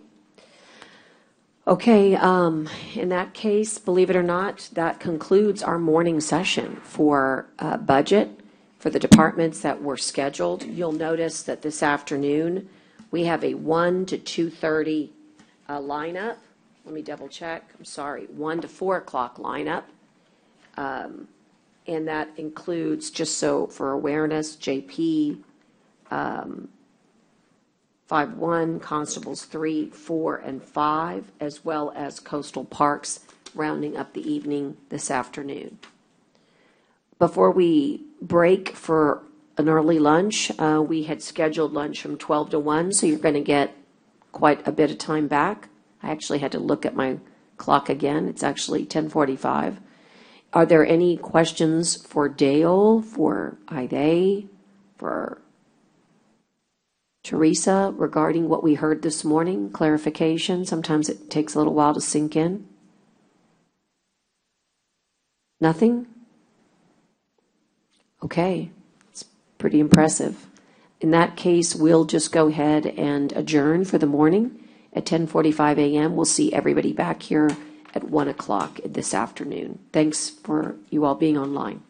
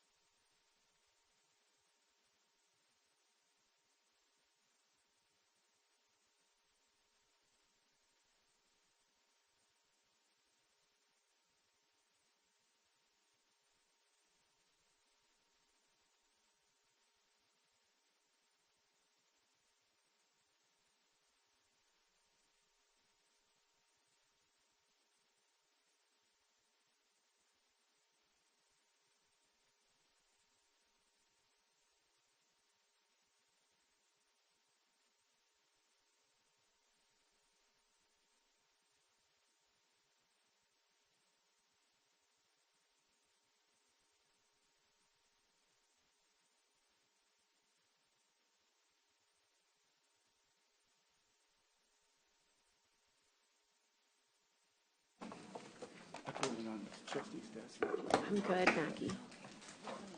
Yes, ma'am. Yes, ma'am. Thank you. Is our... Bless you. So we're going to resume with our budget workshop. We've come after lunch break, and we will begin with Justice of the Peace. Gonzalez, welcome. Good morning, Judge. Good morning. Commissioners. Or should I say good afternoon? I'm sorry. Yeah, We've been good at it since afternoon. 5 this morning, so we're still going. Judge, thank you so much for having me here, and Commissioners also, and Dale and Ms. Dorsey, thank you so much. I haven't done a budget like this or presentation in about 10 years, so I went through a collage of stuff that I think my office needs, as well as some of my stuff on my precinct in the county building. So I just wanted to kind of, you'll see the kind of cheat sheet I put in front of you to kind of help you. So may I start, Judge? Absolutely. Judge, first of all is you'll see Exhibit A. We are vital statistics for our part of the county. That means that we do death and birth certificates. And we just finished doing the self-assessment with the state, which is a 21 and 22 assessment, to be able to continue giving death certificates and birth certificates in our part of the county. And in the conversation with them, is they said that the fees had gone up for birth certificates to 23 and death certificates to 21, and any additional copies are $4. So we just want to make the court aware that we cannot increase the prices without a commissioner's court approving that rate. So that's something we can conversate with you guys later and present it to you if needed to be. But just to make you aware of that, that is something new that came across from the Vital Statistics and the Department of Vital Statistics at the state. I was going to say, so it's coming straight from the Yes, ma'am. statutory. Yes, statutory, and you'll see the statutes that are written there. It is under TAC 181.22 and HCS 191.0045. Okay, well, I think she had to step out, but Teresa's taking good notes. We'll make sure if that's all we need is confirmation, and we can get that on an upcoming agenda. You don't have to wait till October 1 to follow the law. Yes, ma'am. And then also in that same topic is they've also requested that we put cameras to make sure that, I guess, nobody's going to try to steal a birth certificate or death certificate. They're inside our vault and whatnot, but they have requested that we put cameras in the hallway and in the closet in the room where we have the safe and the birth certificate. So they are requesting that we put cameras there. So that is part of also that they're asking for us to do as a safety net, just in case somebody was to break into the building and use those for fraudulent purposes. And since we are talking about cameras, we are asking the court to kind of start thinking a little beyond. With all the things that's going on in the world, our building doesn't have any cameras in our building. So we need a front camera and a back camera. And we do know that sometimes that the cartels are out there taking pictures of law enforcement, not just ours, but local law enforcement. So it'd be nice who we're dealing with. That way we can have a record of it recorded in the system, whether we monitor it in our court or at the constable's office. But it would be nice to have to see who's come in the building, who's not come in the building for safety's sake, for the people who are employed there, but also for the people who come to do business in our building. Very good. On the Exhibit B is we're requesting some double monitors. That's where we would, our staff would have 2 monitors to be able to continue doing work. This new system that we have, this new navigators, at this point in time, we have an open window policy that we talk to people that come into the building, as well as they come in and talk to us on the phone about citations or cases that are pending. And sometimes we have to close the whole screen to be able to conversate with them and give them the right evidence or the right advice, or see if their motions came in or discoveries came in. So we're asking for 3 monitors for our 3 clerks that we have, so that they can have dual functions. One screen does one thing, what they're working on, and the other one, they can tend to the client or the persons who are at the window or on the phone with the other screen. Would they come under capital outlay, Dale? Monitors are more of a 5680, more of an office supplies. We'll need to work with purchasing. Purchasing may already have some in supply. If they do, we can work with them and get them to them now. Okay. Thank you so much. Thank you so much. Thank you. And also, since we're talking about that, I know that Odyssey, Tyler has bought in that Odyssey, and it's a great program. But they changed the system to a navigator, and the navigator still has some issues in it as far as JP's issues. I don't know at county clerk or whatnot, but we're having issues taking credit card payments. that people are paying at the window, accepting the credit card at the payment window. Also having issues when people are paying online. So that might be something we have to look at, if we need to retool Navigator and give it back to Tyler. I have spoken to the gentleman from Tyler, and he said they do have some tweaking to do. But at the same time, it's impeding because people are calling saying, I just finished getting a payment and it's not in the system. Can you dismiss my driver's license? Or how long is it going to take to hold off my driver's license? So Navigator still has some imperfections in the Tyler system, and that's impeding the judges to be able to do and the clerks to do their job. Well, I don't know if you're listening, Daryl, but if you could give us an update on that. Daryl Earwood is our CIO and Chief Information Officer. We'll ask him to give us a little bit more details from his end, what he's discovered there. Yes, ma'am. On Exhibit C, Judge, we're asking for either a whole new clerk, which would be, right now our clerks are in a group of 14-1. Our clerks are starting salary of $14.91. And it's really hard to find good, competent people with the skills that we need. I mean, McDonald's, Pizza Hut are paying $15 to come in, and no responsibility.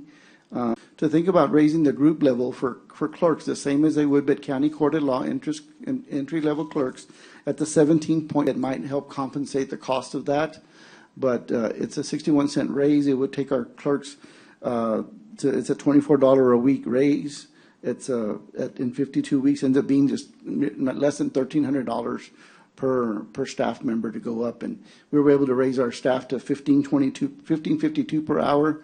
I think that would at least motivate them a little bit, develop their esteem and their morale to say, I want to stay as a county employee. We all know that the goal at the county is to stay the 20 years and retire, and hopefully we get the golden pot at the end. And that's if we live that long, right? But in the meantime, we still want our employees to live and make a living and survive out there in the real world of raising themselves, raising their kids, and being involved in the curricular activity. And I think requesting from this court to take a look at raising the staff's level to same as county court of law clerks at level of 17-1 at $15.52, and that would be only a $1,300 increase per clerk in that particular situation per office, but it's per clerk.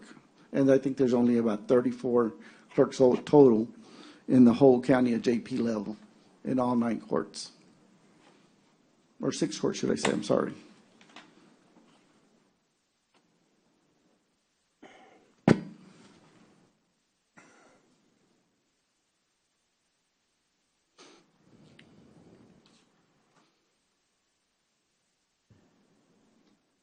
Okay.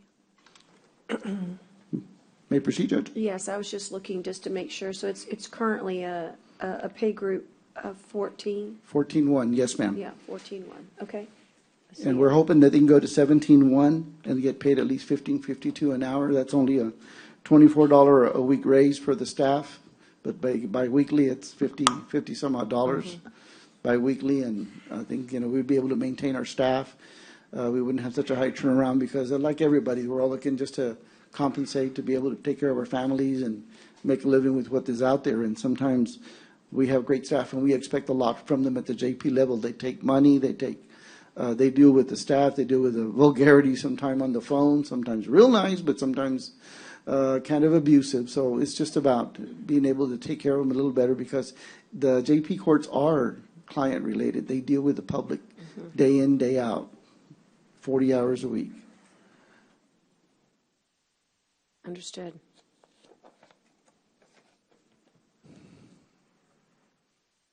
What else do you have here, Judge?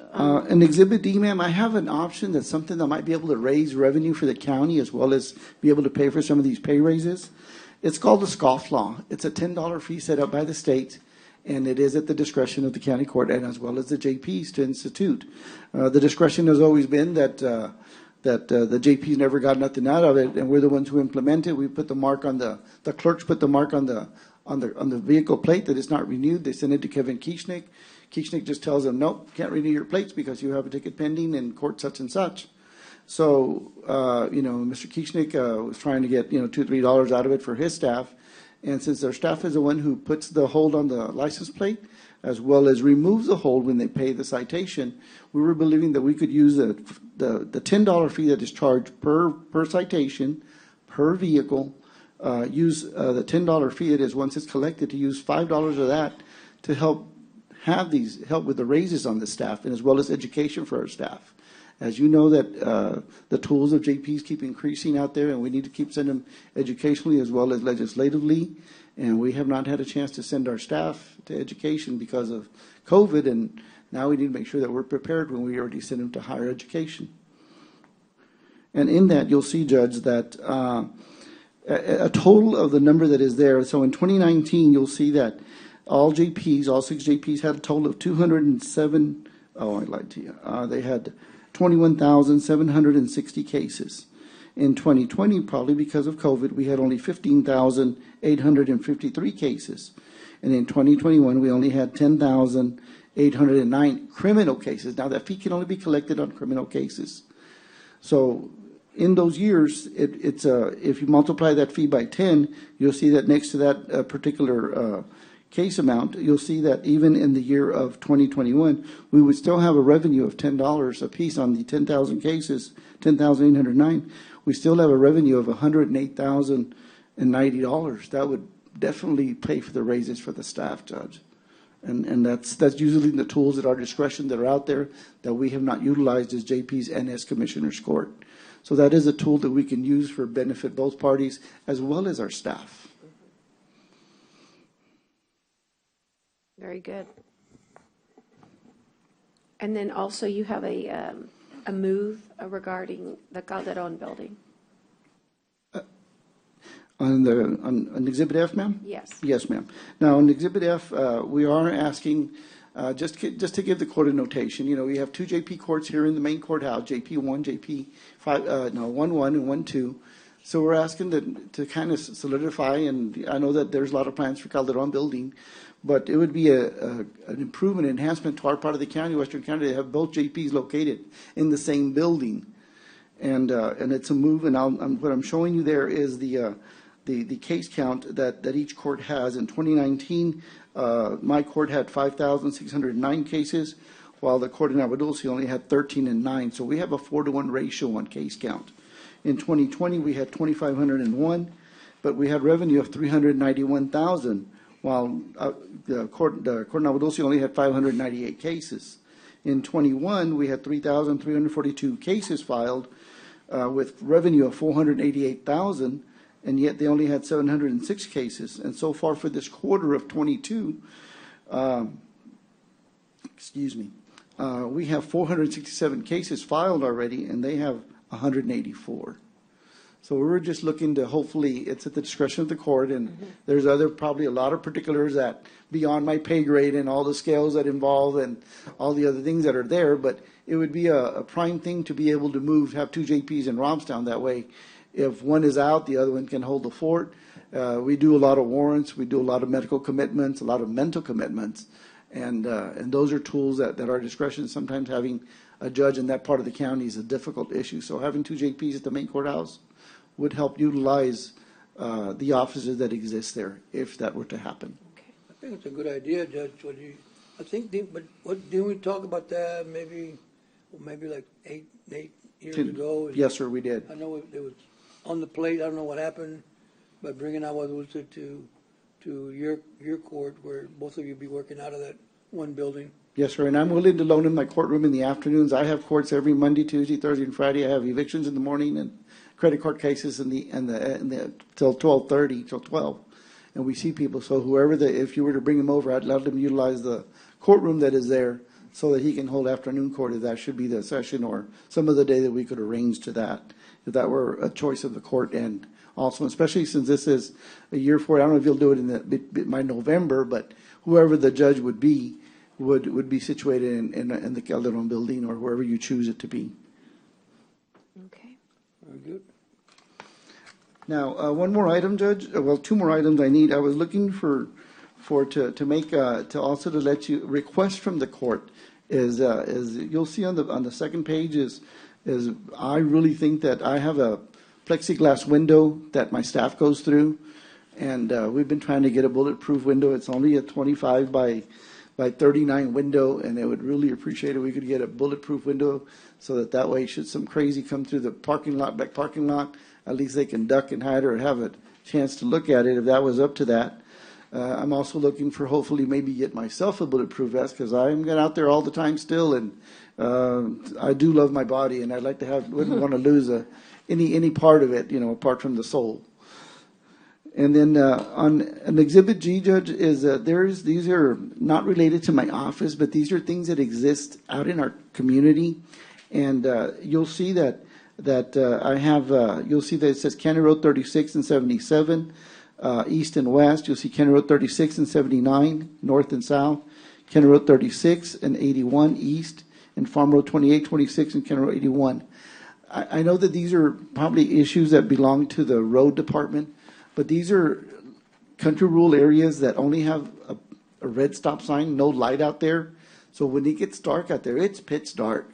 And I can tell you that we've had over a dozen accidents in these 3 locations, and maybe a fatality. We just had an accident Thursday of last week where a car ran into a dually, and the dually caught fire, and we're lucky we were able to pull the 2 guys that were in the dually out. If not, we'd have casualties in that particular vehicle. And it's right catty corner on that 2826 Perry Foundation Road from the jail that's out there.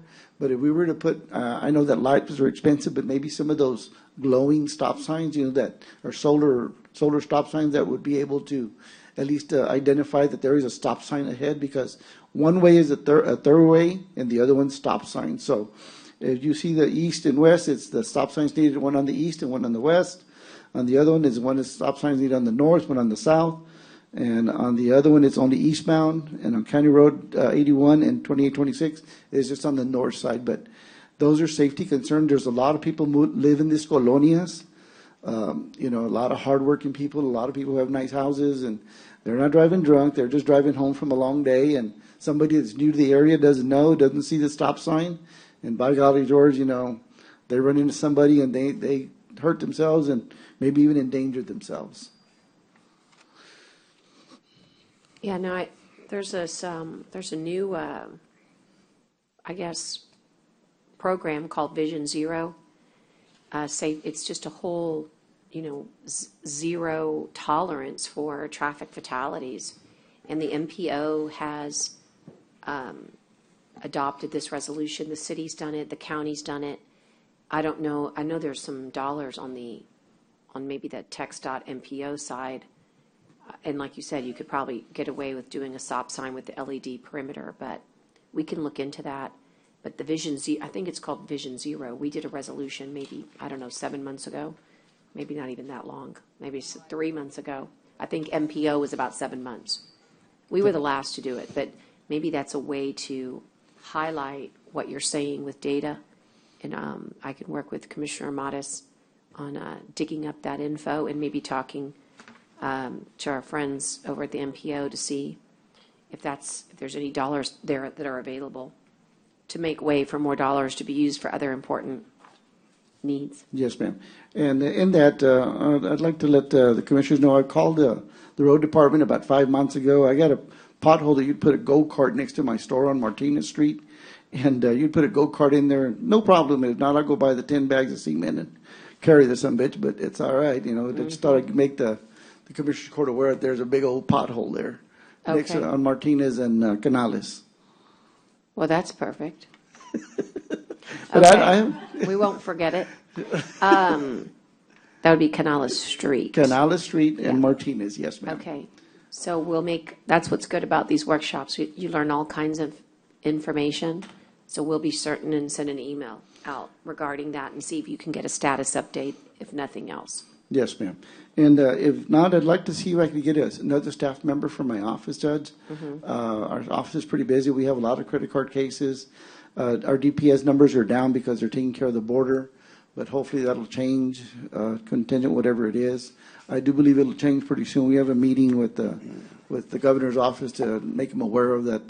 The traffic up and down 77 is probably at about 17,000 cars per day. And the speeding tickets that they're giving, we're going to make the governor aware, are no longer 85 and a 70. They're doing 95, 101 and a 70. So it's no longer a factor of not being able is making our thoroughfares unsafe, and I think the rest of the citizens might have a question in that. And that's a conversation we're having with the governor at the end of the month. And have you met our new grants director, Ana Velasquez? No, ma'am. Since you're in the building, I might just encourage you, won't take too long. Yes, ma'am. Maybe pop up there to floor 5, go introduce yourself. I've been monitoring grants, and the bulk of the grants that are coming for law enforcement, security, protection. I feel like if she knew your needs, that she could be on the lookout for, if you can tie it To something. to something. Mhm. Yes, ma'am.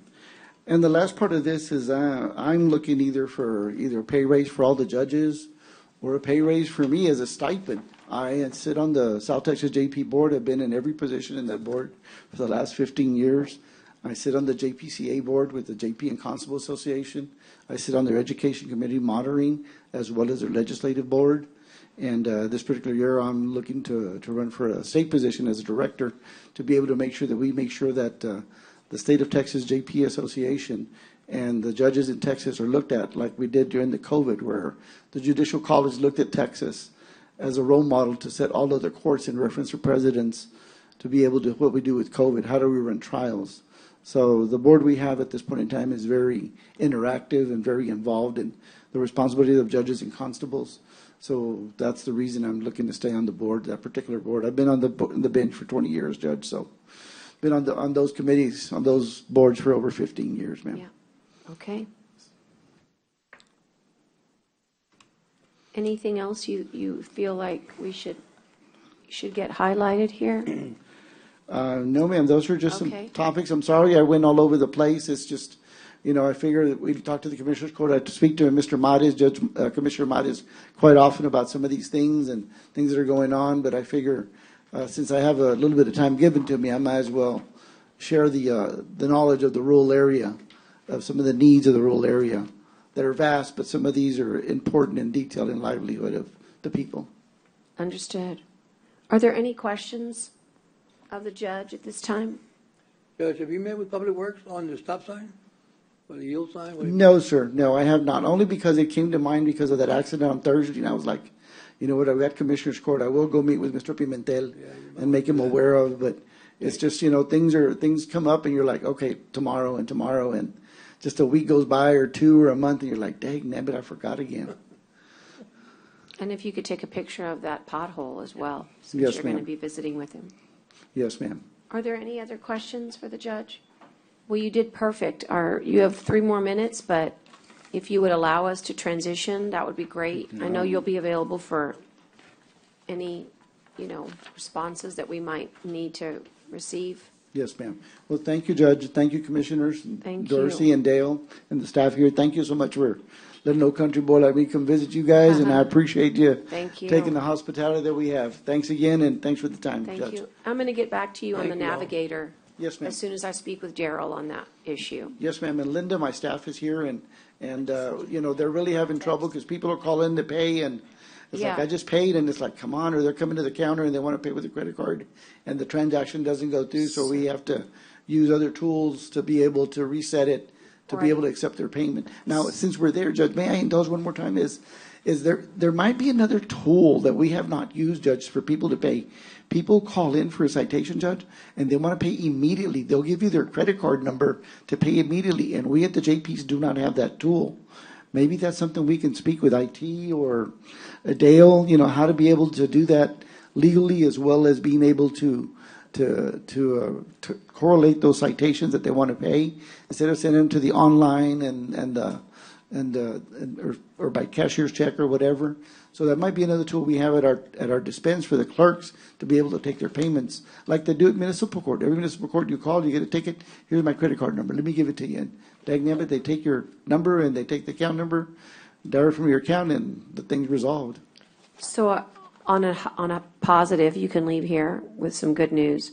IT text, and they said that the Odyssey issue has been resolved. Good. And as of Friday afternoon, so why don't you go check with your staff and see if you have 0 complaints now. Sounds good, Judge. And, That sounds good. But that's not the case, or something else is persistent, if you would let my office know or Idea's office know. Just a quick little email, even just letting us know, hey, great. But I'm glad to report that has been solved. That's great. Cooperation, that's what makes the county strong, because That's right. we work for the people. That's right. Thank you. Oh, and the online payment is not very user-friendly when you got to keep telling them.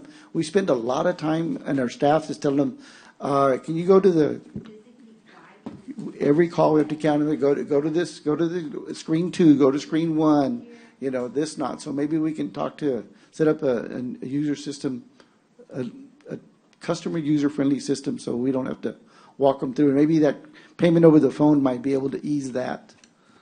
Right. Okay. On those notes, I will follow up with you. That's my best. That's okay, Judge. My best promise. is Just to you follow hearing up. us is good enough. At least I was able to vent my 2 cents worth. Absolutely. And the scofflaw is Double something. double down. Yeah. The scofflaw is something that we've talked about quite a bit. And maybe it's time to get an advisory on that and just really look into it. Just say, hey, let's double check what the statutory abilities are. Also, Ade, you were out of the room, but new law allows us to raise the prices on birth certificates, death certificates, and the fee Copies. for additional copies, and we're not commensurate with what the law gives us. So that can be done at, June 22nd meeting. Yes, ma'am. Just bring the background but it has to be done by Commissioner's Court. And Yes, ma'am. it's actually on here. It's if you'll look, he cites the statutory requirements on his agenda.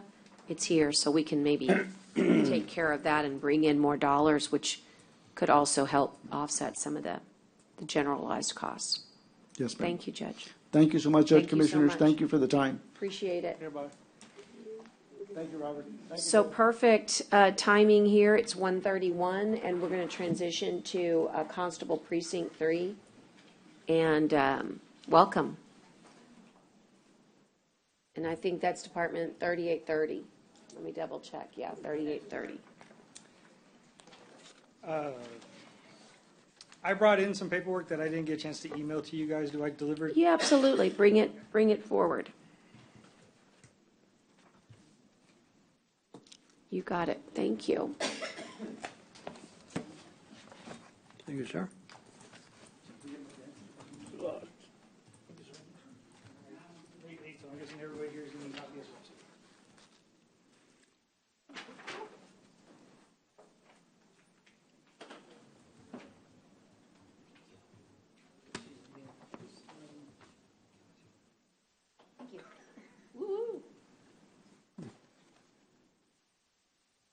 Okay, hi, hello, everybody, Judge, Commissioners, everybody else. My name is Billy Durbin. I'm the Chief Deputy for Nueces County Constable Precinct 3.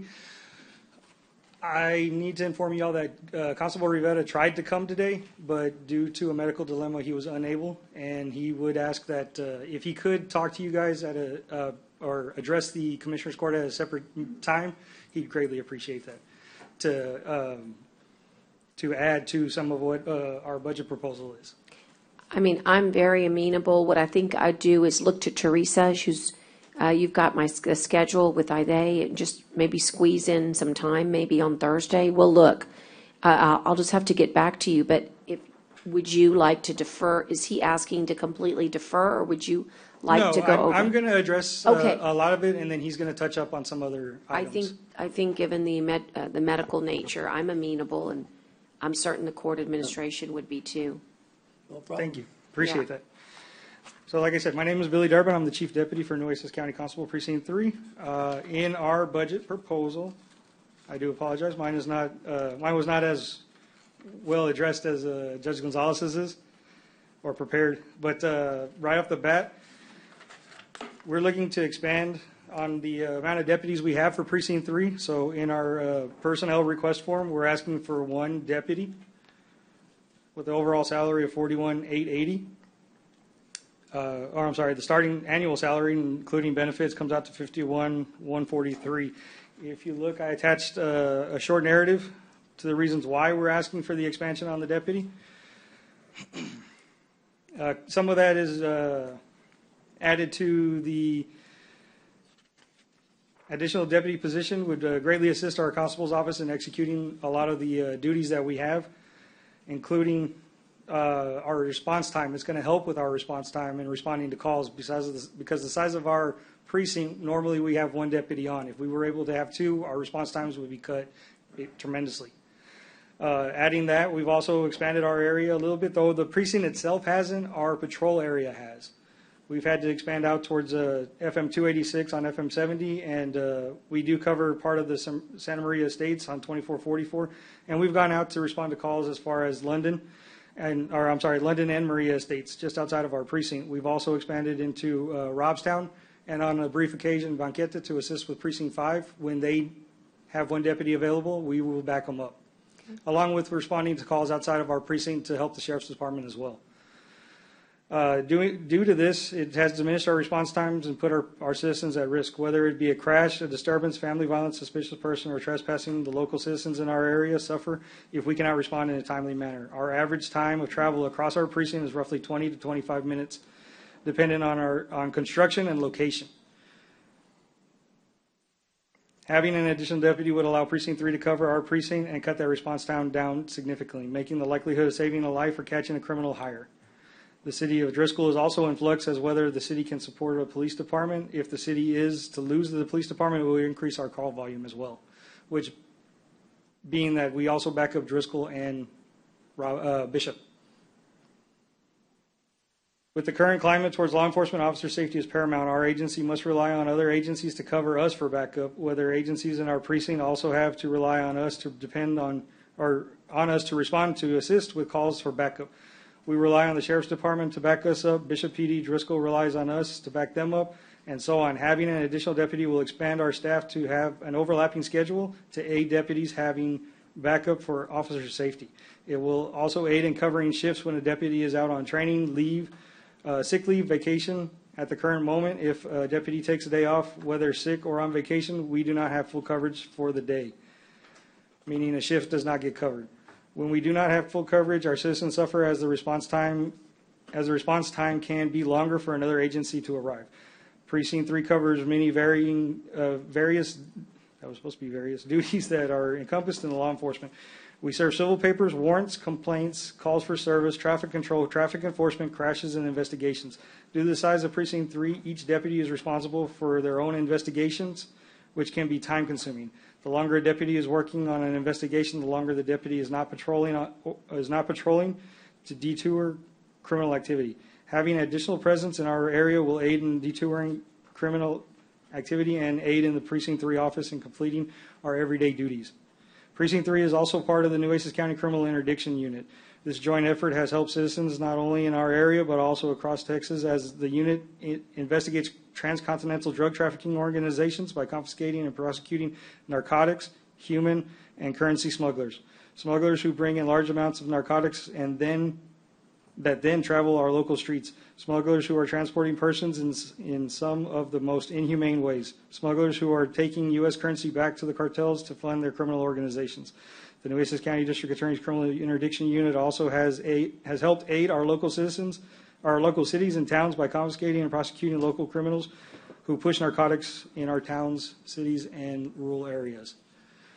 In part of that, we have executed a couple search warrants with the help of the Criminal Interdiction Unit in Bishop and Robstown. And then that's just a start of it. With the expansion of one more deputy, I think would greatly aid us in our duties. Going into the actual budget itself, looking at our our gas first and foremost, I understand hopefully $4.50 a gallon is not going to stay for much longer. I don't know about you guys, but every time I fill up my personal car, I'm crying. Mm-hmm. I cry a little when I fill up the county car too. Just watching that dollar rate go higher and higher. And with that, we are asking for an additional budget on the gasoline. With the introduction of a new deputy, we are going to ask for another fleet vehicle as well, which is going to increase our gasoline usage. Our camera systems are pushing 10 years old, and recently found out that model is no longer being repaired, they're asked to be replaced. So we are asking for 5 additional camera systems for patrol units, which is going to come out to roughly $16,500 for all 5. Keeping in mind that that's going to fall under maintenance, repair, and vehicle equipment, we're asking to keep the original $17,000 that we had with the additional $16,500 on top of it to purchase the cost of those cameras. We are also looking into a software maintenance. A report management software, which is what I handed out to everybody. It's our quote for CopSync and Cologic. If you look at that, it's a total cost of $9,000 for the first year and $6,000 for the following years afterwards, being year 2 and year 3. The report management system is our agency and the current status of we are right now does everything by pen and paper and Word documents. And if somebody calls in to ask for an open records request, or if we're assisting another agency that calls in asking for a report, we have to go diving into boxes upon boxes of cases to go looking for it. Compared to a report management system, we could type in the case number and it would bring it up to us, which will help diminish a lot of the time it takes searching for those cases. It'll help the approval process quicker. It'll help. It also comes with citations, which the addition of that would be for printers. Right now, we're okay with the handwritten citations for the JPs. It works out really well, because if we were to go into the citation portion of the CopSync, we'd have to get a system software upgrade for the JPs as well. Eventually, that's something that could be looked into in the future, but at this point in time, we're just looking for the report management system portion of it.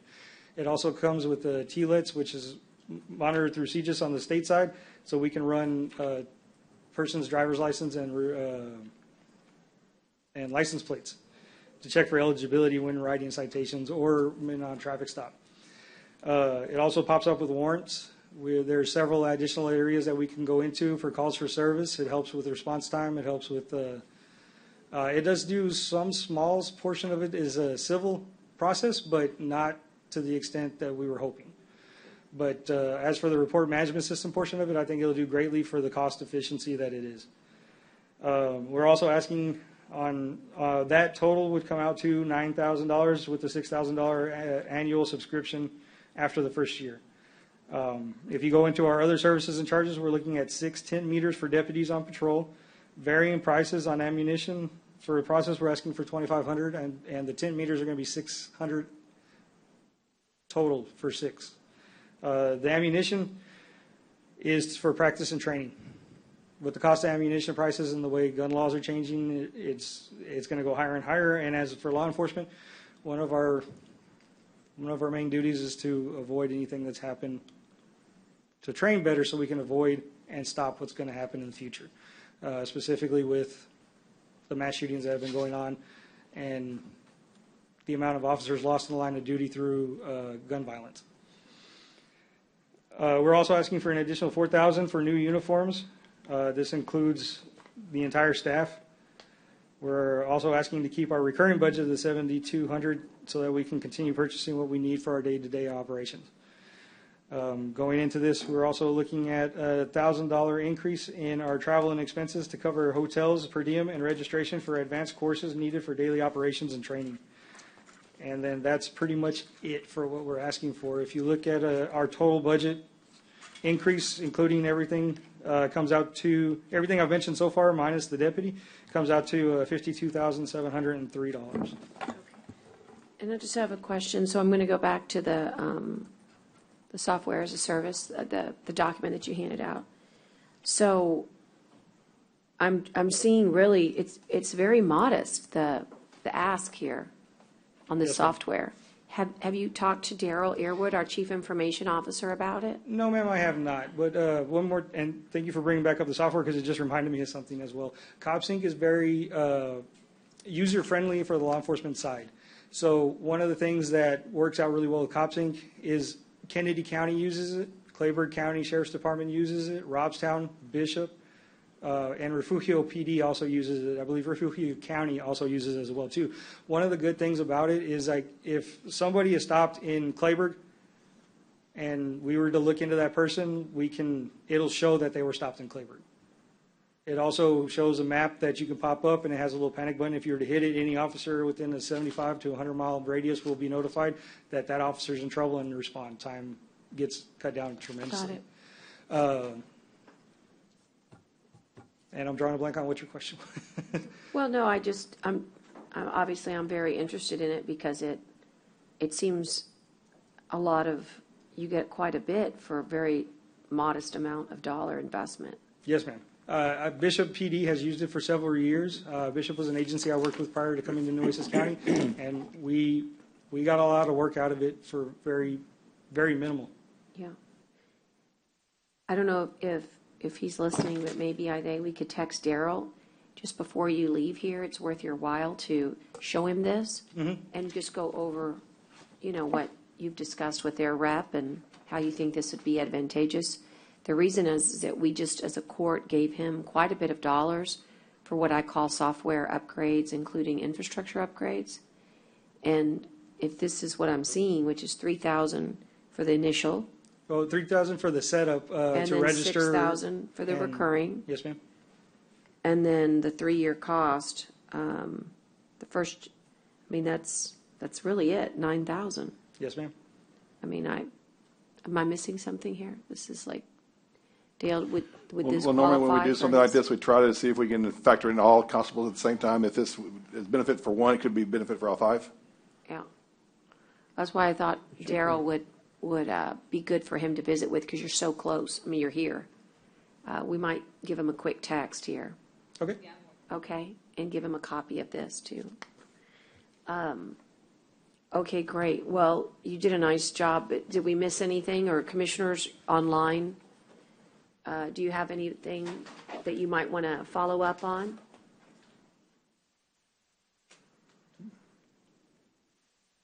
Okay. Teresa, if you don't mind, you know how it is. Grab to a mic. Otherwise, Commissioner Myers won't be able to hear you.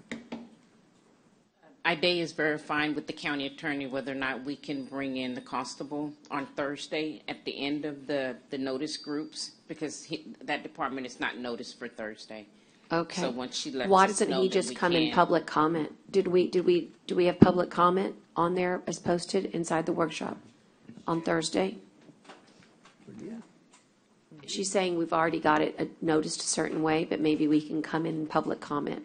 Okay, and he'll probably be doing it by Zoom. Okay.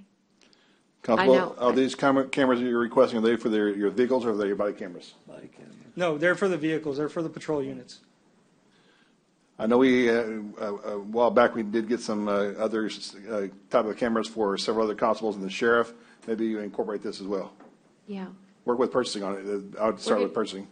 The great thing about Budget Workshop is that sometimes it gives you unexpected trails to follow. Like, there's so much money right now available for body cams, just personal safety for law enforcement, including SIC cameras. There's a port security grant that right now we were trying to put together. All of that could really be into one. So I've got all kinds of notes here, but I may have to call you back with a little bit more info, but. No worries. This is very good. Tell Constable Rivera that Ida Hernandez will reach out to him to talk to him about which day would serve best. And we'll make certain, since it's already posted, how he can come in. Awesome. Appreciate it. Thank you so much. Yeah. Okay, thank you again. Did very good on time. Okay, so we're ahead of schedule, but you're here, so that's nice. We'll do Department 3840, Constable Precinct 4. Bobby Sherwood's online. Bobby, just give us a second here to, Commissioner Chesney, would you turn your camera on? With kids, there you are. Okay, there's Bobby. Well, you don't have to, I guess, if you're driving, but. Can you hear me, Judge? Yes. Okay. As usual, my budget is usually short. The most thing that I'm really concerned with is the either renewing or reappointing to the ARPA money, the deputy that I have that runs in Clayburgh County. Yes, sir. It has greatly increased the amount of patrols and the amount of complaints from people down there. He works the night shift. And, if I can't absorb him into my regular budget as I requested, I also requested to renewing the ARPA money for another year for him. The only other thing is, like everybody else, we're going to need a bump in the fuel. We went through this about 10 or 15 years ago when Steve Waterman was running the money down there, and we had to all show up in August to get enough money to get to the end of the fiscal year. So hopefully we can make it through this year, but we'll need another little bump in the fuel. And then I understand, and I've been listening to the ones that asked for dash cam and cameras. 2 years ago, I was told I could have them, but I still don't have them. But I understand from purchasing that they're putting a package deal together for everybody. So, I didn't put that in my budget this year. I think Dale's nodding his head that that's his understanding. Let us get you an update on that, on where we are. You're right, they've already been approved. I know they were being approved. I know the purchasing is working with all the other constables, try to make sure everyone can work throughout. I think someone either decided they weren't going with it at the moment or not, but we were trying to include all constables and the sheriff. Okay, well, that's good news because, like I said, I've been trying to get some for a couple of years. But I understand if they do it as a package for everybody, it'll come in cheaper, and that way nobody gets left out. Exactly. It'll come in cheaper. It'll be all the same equipment and all one storage spot. Yes, sir. And like I said, I do understand all that. I've been there a long time. I understand how that works. So that's about it for me. I mean, we've done very well with our budget this year. I understand new vehicles are going to start showing up pretty quick. That'll help with the vehicle maintenance because I know myself, and then I've talked to some of the other guys, and they're pouring a lot of money into older cars because we hadn't really had it in the last 2 or 3 years. So I'm looking forward to that. But rather than that, I don't need anything else. In that case, we'll have you run away very quickly. That's a very helpful report, and we'll get back to you on the on updating. Obviously, the court's got some decisions to make about ARPA and whether or not your constable would be included. So if you give us a little bit of patience, we'll get back to you. We really need this, Judge. I hate to interrupt you, but I really need that because if you've talked to some of the people out here on the island, they're very happy with this, and especially the ones that keep an eye on the property that we own in Clayburgh County that I'm responsible to take care of. Understood. Very good report. Are there any questions for Constable Sherwood at this time? Okay, Constable, we're going to let you get back to your duties, and thank you so much for joining us. Thank you, ma'am. Yes, sir. We'll go ahead and move on to Department 3850, Constable Precinct 5. And welcome. Good afternoon, Judge. Good afternoon. Commissioners, good afternoon. How you doing? And forgive me, before you start, will somebody text Scott Cross? We're going to be way ahead of schedule. He's on his way. Thank you so much. All right, go ahead. So what I'd like to do to start off, I'd like to introduce myself. I'm pretty much the quiet one. Constable Oscar Mendoza was unable to make it today. His fiance was in the hospital. All is well. They did release her today, so she's home resting. So I will be overseeing this talk today. What I want to do is I want to hand out just a little idea of what I'm going to be going over, if I can approach. Of course, absolutely.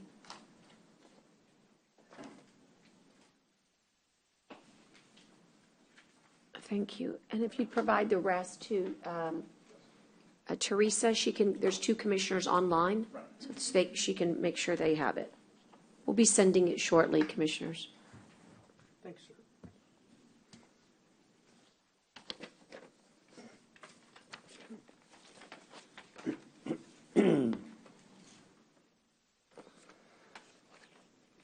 As you're glancing through those, I'll introduce myself. I am Chief Deputy Marcus Martinez with the Precinct 5 Constable's Office located in Robstown. I know I'm going to be going over a lot of things that have been said so far. I'm going to be echoing some of the things, and something that pretty much needs attention that we all know. And again, My apologies for Oscar Mendoza not being here today. The reason we're here today is to talk about how our community is changing. It's always great to see how wonderful a community grows before our eyes and how it affects us in many ways. Anyone who lives in Precinct 5 can see how development has taken place, and we can also see new businesses become part of the community. Let us not forget the new housing in Robstown, as we all have seen before, that we attend functions or ceremonies or closing ceremonies for the kids, baseball. New homes are being built in Robstown, and even especially in the rural areas, the colonias. They have all become a part of our community. The development not only making homes a better place to live, but it's making our community grow. That's the number one factor. That being said, when we see our community get larger in numbers and better with the economy, it reminds us of how the future that attend that area, schools, which include Robstown ISD, Banquete ISD, Agua Dulce ISD, and as well as all private schools and daycare, which provide the education in our communities. One thing we certainly can be said in everything I mentioned is the protection and services from our agency here at Precinct 5 Constable's Office. As we know, Oscar Mendoza was elected to serve the community of this area, to keep safe, and to continue to make the community stronger, which I believe we've done a tremendous job. We've taken part in the breast cancer awareness, where all of our officers wear pink patches, and great turnout. We just recently finished a autism for the month of April, a great success, and which all goes back to the community. So if you take a look at your papers that I've handed out to you, it's just a brief summary of what took place in the last 3 years with our office. As we know, and I probably might be jumping around, but if we look at 2020 Precinct 5 offense reports, in total we had 211. That being said, 2020, we were just, I guess, working our way into the administration level of it, or part of it. Oscar Mendoza had just recently got elected. And then moving on towards 2021, we took a very, very proactive stance with our community. We wanted to reach out. We wanted to be there for our constituents, and if you look at the difference of 2020 to 2021, we went from 211 case reports all the way up to 635. Now, what does that tell you? It varies.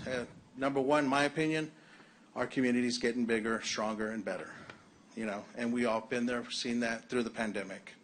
If we jump over to 2022, and this, mind you, we're just in May when I took these numbers off our screen.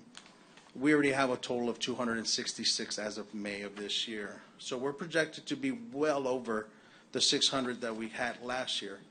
All of these consist of assaults, criminal trespass, information reports, burglaries, mental health awareness. If you look back at all these numbers, every year they're increasing. Why? Precinct 5 is getting bigger. Sadly, our department's not.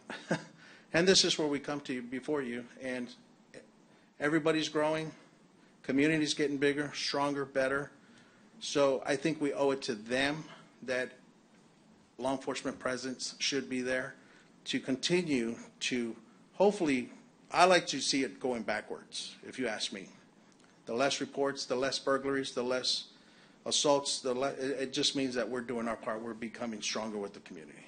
So that being said, our department is reaching out to the commissioners.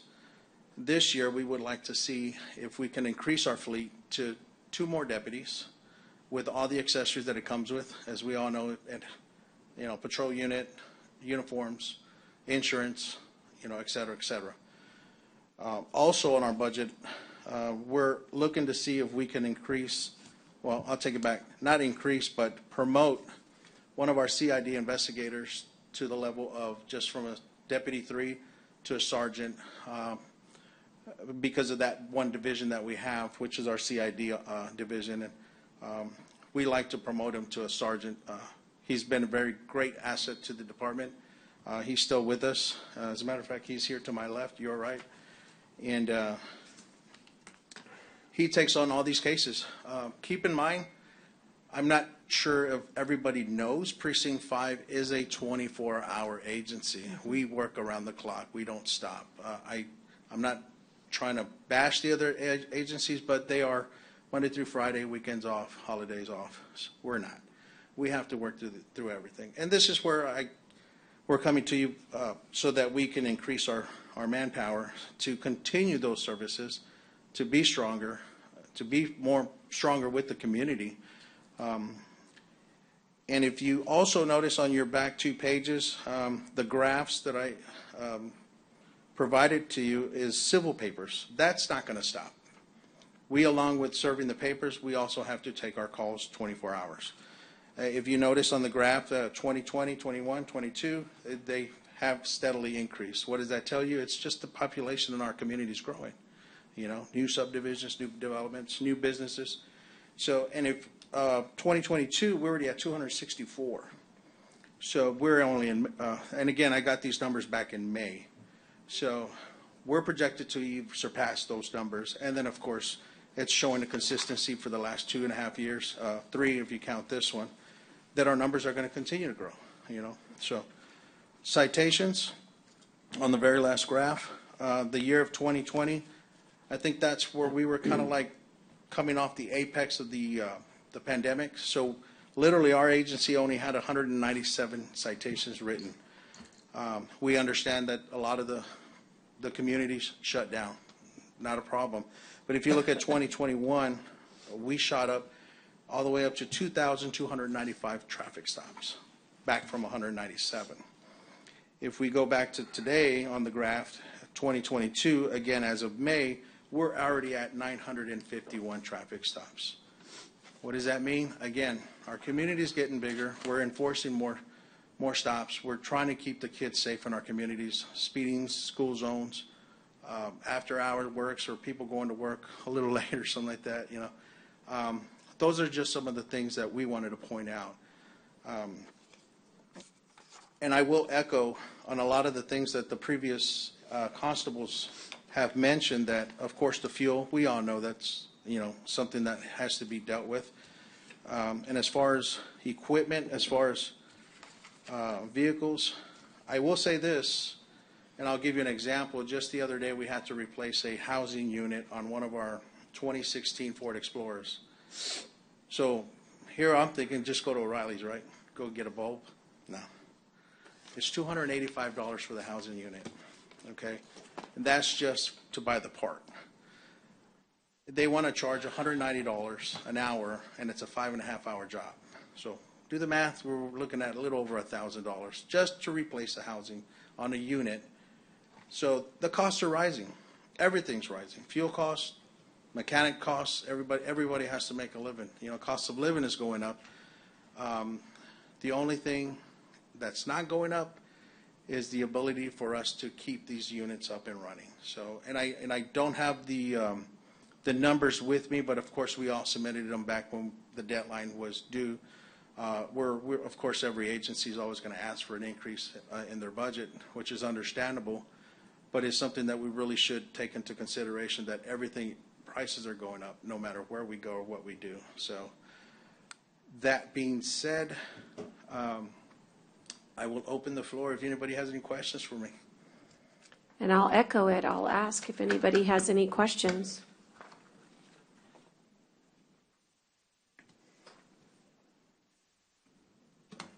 You're lucky. No questions. I guess I covered it all, huh?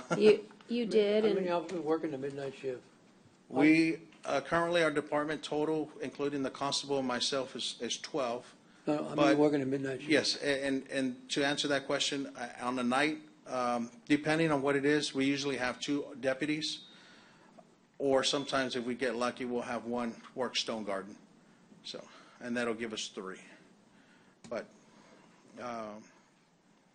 again, and I'll reiterate, or I'll touch on back what Precinct 3 was just mentioning, that We all know the situation with Nueces County Sheriff's Office on how short they are in the jail, and they're back and forth, back and forth.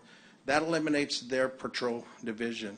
So when they go down, we have to come up. But again, we're only 2 deputies at night, or even at any given time, except for the daytime, myself and the constable, and Sergeant Aguilar is there, who can always help out. But during the evening hours, when the majority of our crime is occurring, there's only 2 deputies.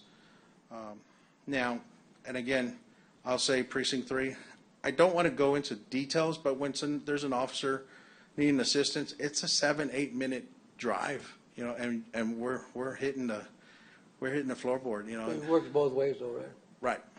So, but a lot of times we don't want to be put in that situation where we have to rush there and put ourselves in danger, and just to get to the other officer that needs help. If the agency's had enough manpower, I think we would be okay. Thank you. Officer Martinez, I just saw not too long ago in the news where y'all did a great job on the freeway. You stopped a car that had narcotics. Yes, sir. And Yes, sir. got some money out of it. Yes, sir. So We did, and again, we're attached with the Nueces County Criminal Interdiction Team, and it's a great project. It's something that we'd like to build on, but it's who knows where it will take us in the next couple of years. Well, y'all are doing a great job. Appreciate it. Thank you, Good Commissioner. work. Thank you. And be safe. Yes, sir. We appreciate you being so thorough, and again, this is our first opportunity to hear from you, even though we have our packets. But just be available for questions, if they should arise. Definitely. Okay. Thank you, and please tell Constable Mendoza we will reach out as well.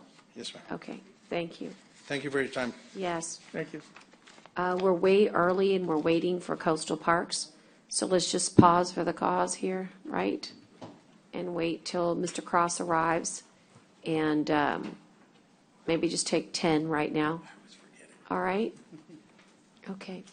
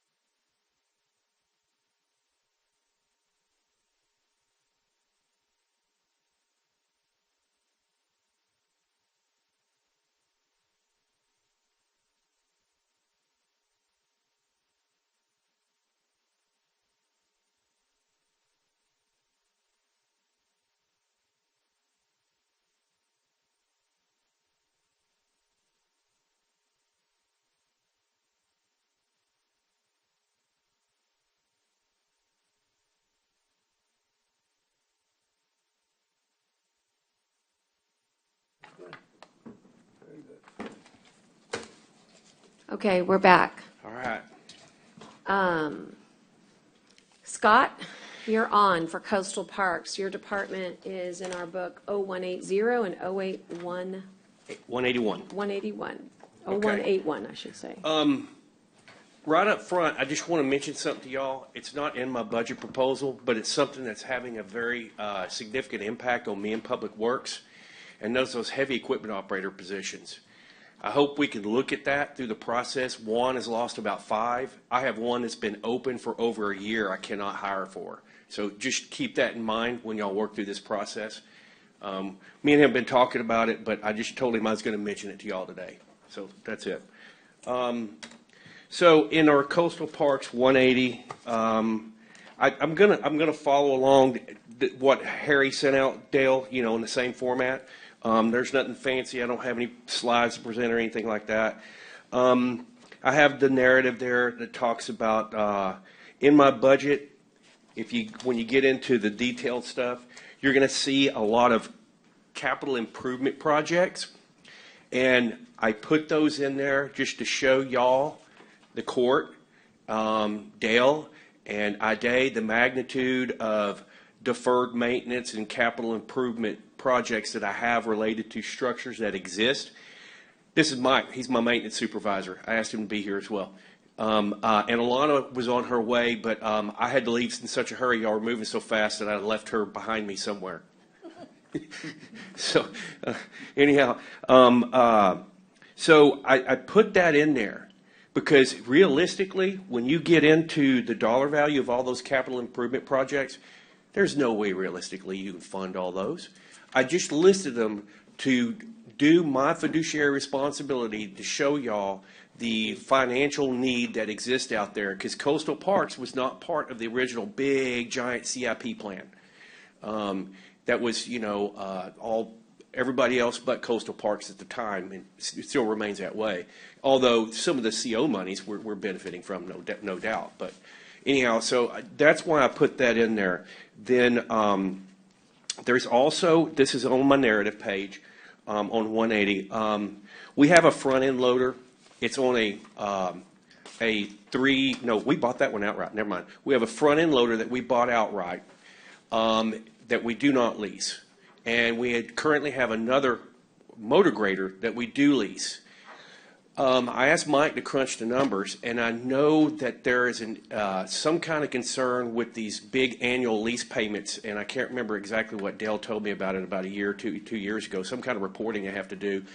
But the actual lease, 3-year lease with full maintenance agreement is actually more cost effective than purchasing the equipment outright, believe it or not. So we've ran the numbers, we've done both scenarios, and so in my budget there is a request to look at another 3-year lease to replace the one that's in its final year and an additional one. Those 2 pieces of equipment, especially the front end loaders, are extremely strategic to our managing storm surge, flooding, and just keeping up with what's happening on the beach. And we typically end up renting one every year for several months at end. So anyhow, then we come to, let's see, this FTE request for janitorial, scratch it. We're not asking for it anymore. And Alana's got, and the reason why is that we were told, I met with purchasing and Ida, and we looked at it and we talked about if y'all did not go back out for another janitorial contract, which we participate in, then we needed to plan so we'd have janitorial staff. But I gave purchasing what they needed last Friday, and they went out for bids on it. So as long as we're still part of that, then we won't need this. It was just a backup because I didn't know what we all were going to do with the current janitorial contract that we participate in. So we can get rid of that. And let's see, Horace Caldwell Pier. That's another capital improvement plan thing. The current concessionaire at Horace Caldwell Pier, we just got through, we're finishing up that brand new observation deck. That old kitchen space, and that's where the concessionaire lives, it was built in 1982, and it still looks like it was built in 1982, except for the paint and windows on the outside. that I did. But we're really going to need to look at remodeling inside that space. And the best time to do that is going to be in the spring of 2023 when the current concessionaire's agreement expires, before we go out for a new RFP. So I just wanted to bring that to y'all's attention. And then another part of my narrative, there's a bunch of road issues I've got out there, and I know that Judge and the Commissioner Chesney are aware Packery Channel Nature Park Road is absolutely horrible. It's the worst one I got. It's got to be #1 priority if y'all were to fund that. But so there's a lot of road issues I have that, you know, just need working on. So when you get to this sheet here that gives you the personnel stuff right there, take the custodial off, since we're going back out for that. And then I'm asking to add an additional Parks and Beach worker. And the reason why I'm asking for that additional position is to support Mike's operations of running both an AM and PM crew. I don't know if y'all are aware of this. I think y'all are, but our operation runs from 8 a.m. till 10:30 or 11 p.m. 7 days a week, with the exception of 3 holidays. Those are the only 3 days we're closed. And so we've got clerks working well into the evening. We got maintenance that works well in the evening, especially during the summertime.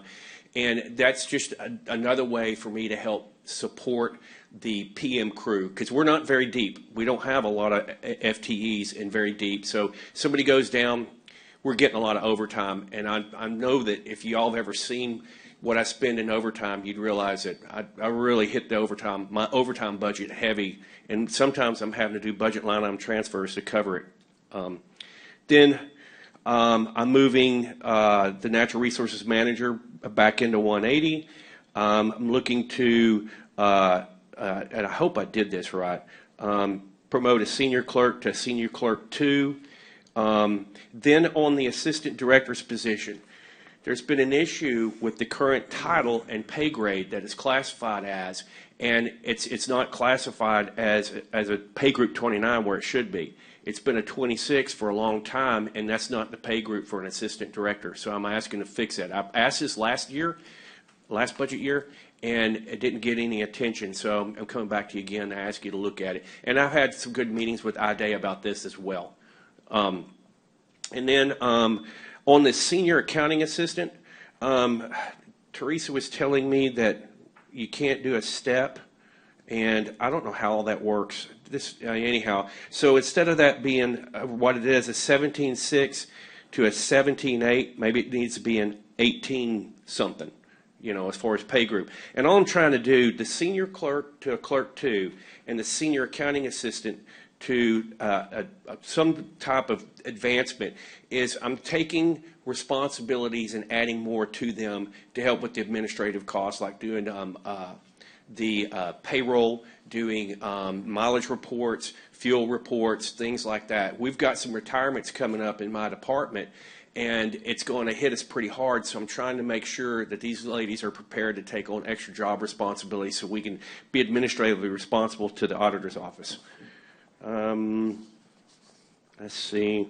Let me get into the meat and potatoes, and then I know you are asking a lot of questions, so I'll move along here. To give you a little more detail on our maintenance and repair equipment and vehicles, we were at 40. I'm going to make sure I'm reading this right. We're asking to add another $25K to that. Though currently right now, like our front end loader is starting to cost us more and more to keep it operational. Motor grader, same thing. The maintenance vehicles, we were approved to get 3 replacement vehicles last year.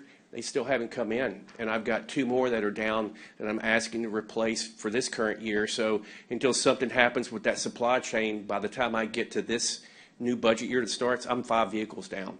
And I mean, they're literally sitting in pieces in the maintenance yard over at Packery that somebody needs to scrap and get rid of them. But and so one thing I noticed that y'all did make an adjustment on fuel.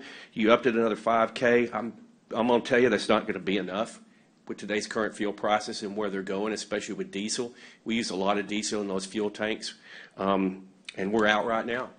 Bone dry out. Then on maintenance, repair, buildings and grounds, we asked for another 25K there. 2,500 is fix the gate at Held Hogan. That's that little piece of property we have just right outside the base. And by the way, there was a fire over there today, but they got it put out. I'm sure that alarmed the base pretty well. And then the Packard Channel maintenance yard, we need to repair the front fence and gate. And there's an old building in there we need a demo. So that's what that is there. One thing I did find out that needs to be changed on here. Now, Alana went back in and changed the thing on the janitorial. You updated that in the system, OpenGov, or whatever that is. Okay, well, we'll have to make sure we get that to Lisa so she can take care of that. But Carol Pruitt called me today, and I understand his contract expires on June the 19th.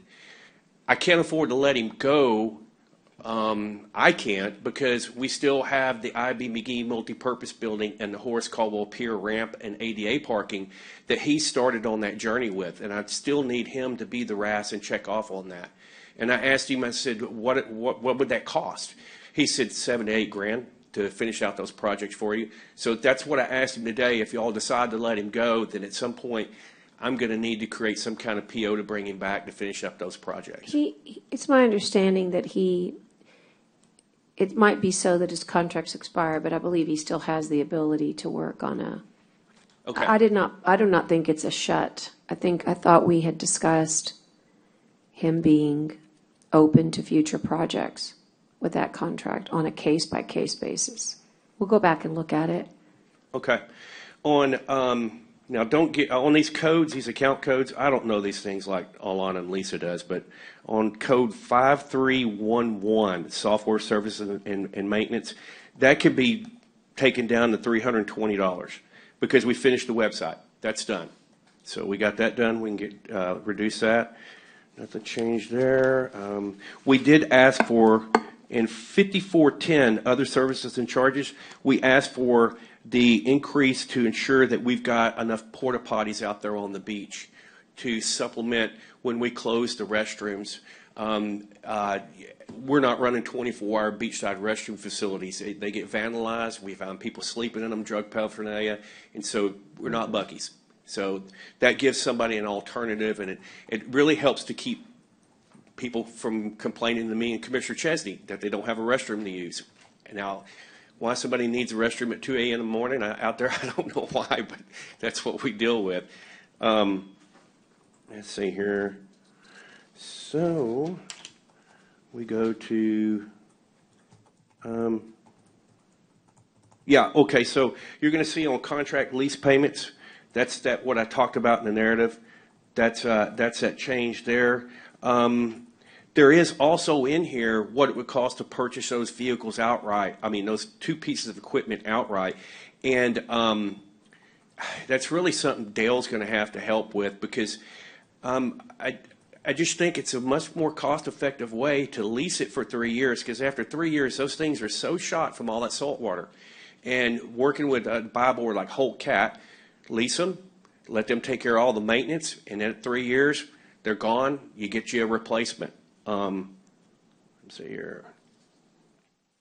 Oh, okay. So I asked for, and this is something that we're all going to have to work on, and I don't know if we're going to all agree or find a way to forward. I asked for some assistance on mileage, and I know that a couple of courts back we had a budget change order, and that was for what was that, travel, or what was it? Okay, anyhow, the thing is that we don't have, our clerks aren't assigned to I.B. McGee. We rotate them out. And so they drive their own POVs up there. And, so we put in a PO after that got approved to help offset only their cost of driving their POV from Padre Bayou Park office to that office and back, not to drive from home, to help with that, because I actually has been talking with the librarian, and they do that with people who rotate out to Bishop. And so I thought, okay, well, maybe that's a way forward. So I asked for an increase here to be able to deal with that. I don't have the fleet to give them a vehicle to do that. And, you know, and even if I did, I mean, yeah, that'd be an answer if I had an extra fleet vehicle to do that, but I'd have to do it for 2 shifts, or either I'd have to reduce the hours up there, and so that they're not clocking in a bunch of overtime, so we can open it at a certain time and close at a certain time, you know. And I hate messing with our hours of operation, because that in turn could have an impact on our revenue, because there are lots of people that come down, you know, especially in the summertime. It's not unusual for somebody to show up at 7, 8 o'clock at night and wanting to check in because they got off work, got their family packed up, Austin, wherever. Anyhow, so I asked for that. I would like for us to try to look at a path forward on that, and see how we can deal with it in the future, and even deal with the request I got in right now. And then you get into, under this capital outlay, again, you get into all these, what I would call these capital improvement projects. I just wanted to list them here for you, just so you know what you got out there as far as your assets. One of them being, just so that you know the significance of 5610, that is going to be $30,000 for the Padre Bay Park North restroom repairs. That would get the concrete and ramp up to the ADA compliance as reported in the DOJ report. These vehicle prices here on under capital outlay, half-ton truck and 3/4-ton truck, I think they're a little high. I don't know what these vehicles are going for now under this lease agreement, and I'm not sure where they're at with enterprise and all that stuff anymore. I mean, I know Romeo down there is really struggling to get vehicles. So that's probably a little high. The dump truck, that's a want. That's not a need. It would be really handy to have one with a water tank in the back of it. That way we could move debris and sand, and then the water tank, we could actually wet down the drive lane instead of always having to try to grade it in these really dry, windy conditions. Again, that was a want. You see under my capital outlay again, Packard Channel, very bad road. And then I have again purchased outright of those 2 heavy equipments, and I just don't think it's the best option. And then I already talked to you about the spring 2023 with Horace Caldwell Kitchen. And I don't really pay attention to these pie charts. And told you about Carol Pruitt. And I think that sums it up for 180. Oh, in 181, there was a budget line item based on some input for the board for a legislative consultant. Scratch that. Take that out. And so all we're asking for is an additional $10K to help assist with engineers and engineering costs. And that one right there. And then on contract lease payments, the calculated lease payment that the county still pays for Horace Caldwell Pier is $90 short. So we need you to add $90 to it.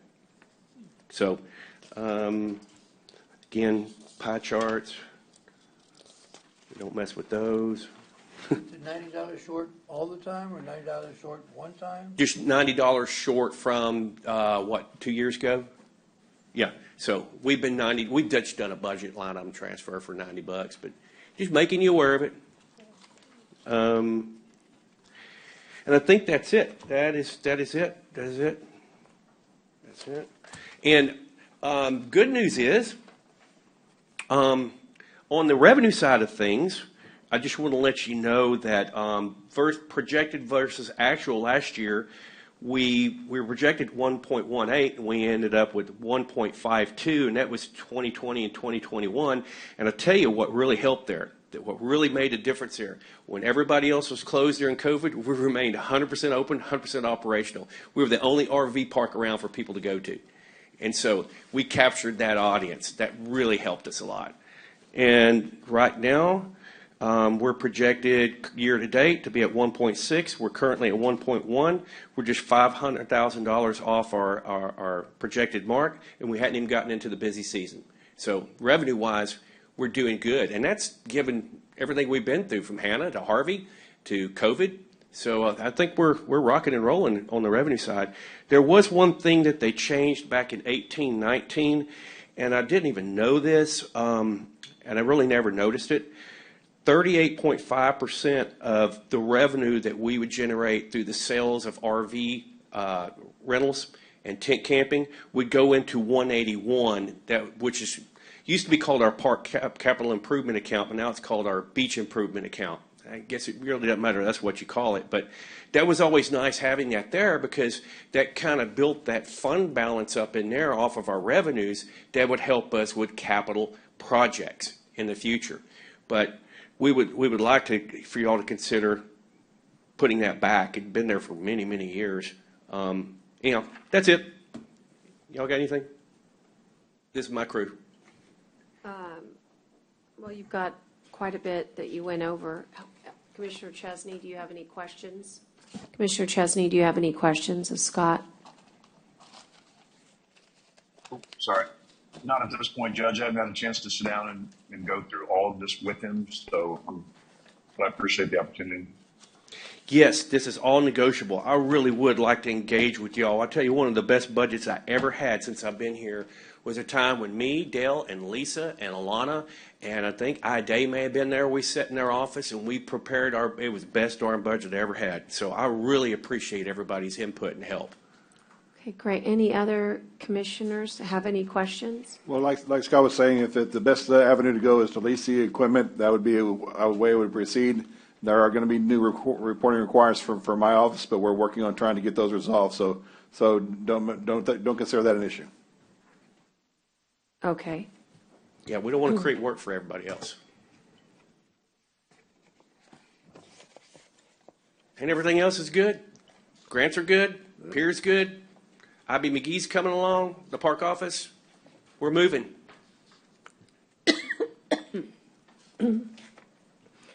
Okay, Scott, I think we're good for today anyway. Well, thank y'all. Y'all can sleep well tonight. Your coastal parks department is on duty. Thank you so much. Appreciate it. Feel better. Oh, this is D-Day. Don't forget. Yes, that's right. Right, bye. All right, super. Okay, so that actually concludes all our budget workshop departments that were presented today on our notice. And therefore, I'm going to adjourn today and ask that everybody be mindful that we'll be back here tomorrow. And that's it for today. See you guys tomorrow. Just be sure and take us off, Connie.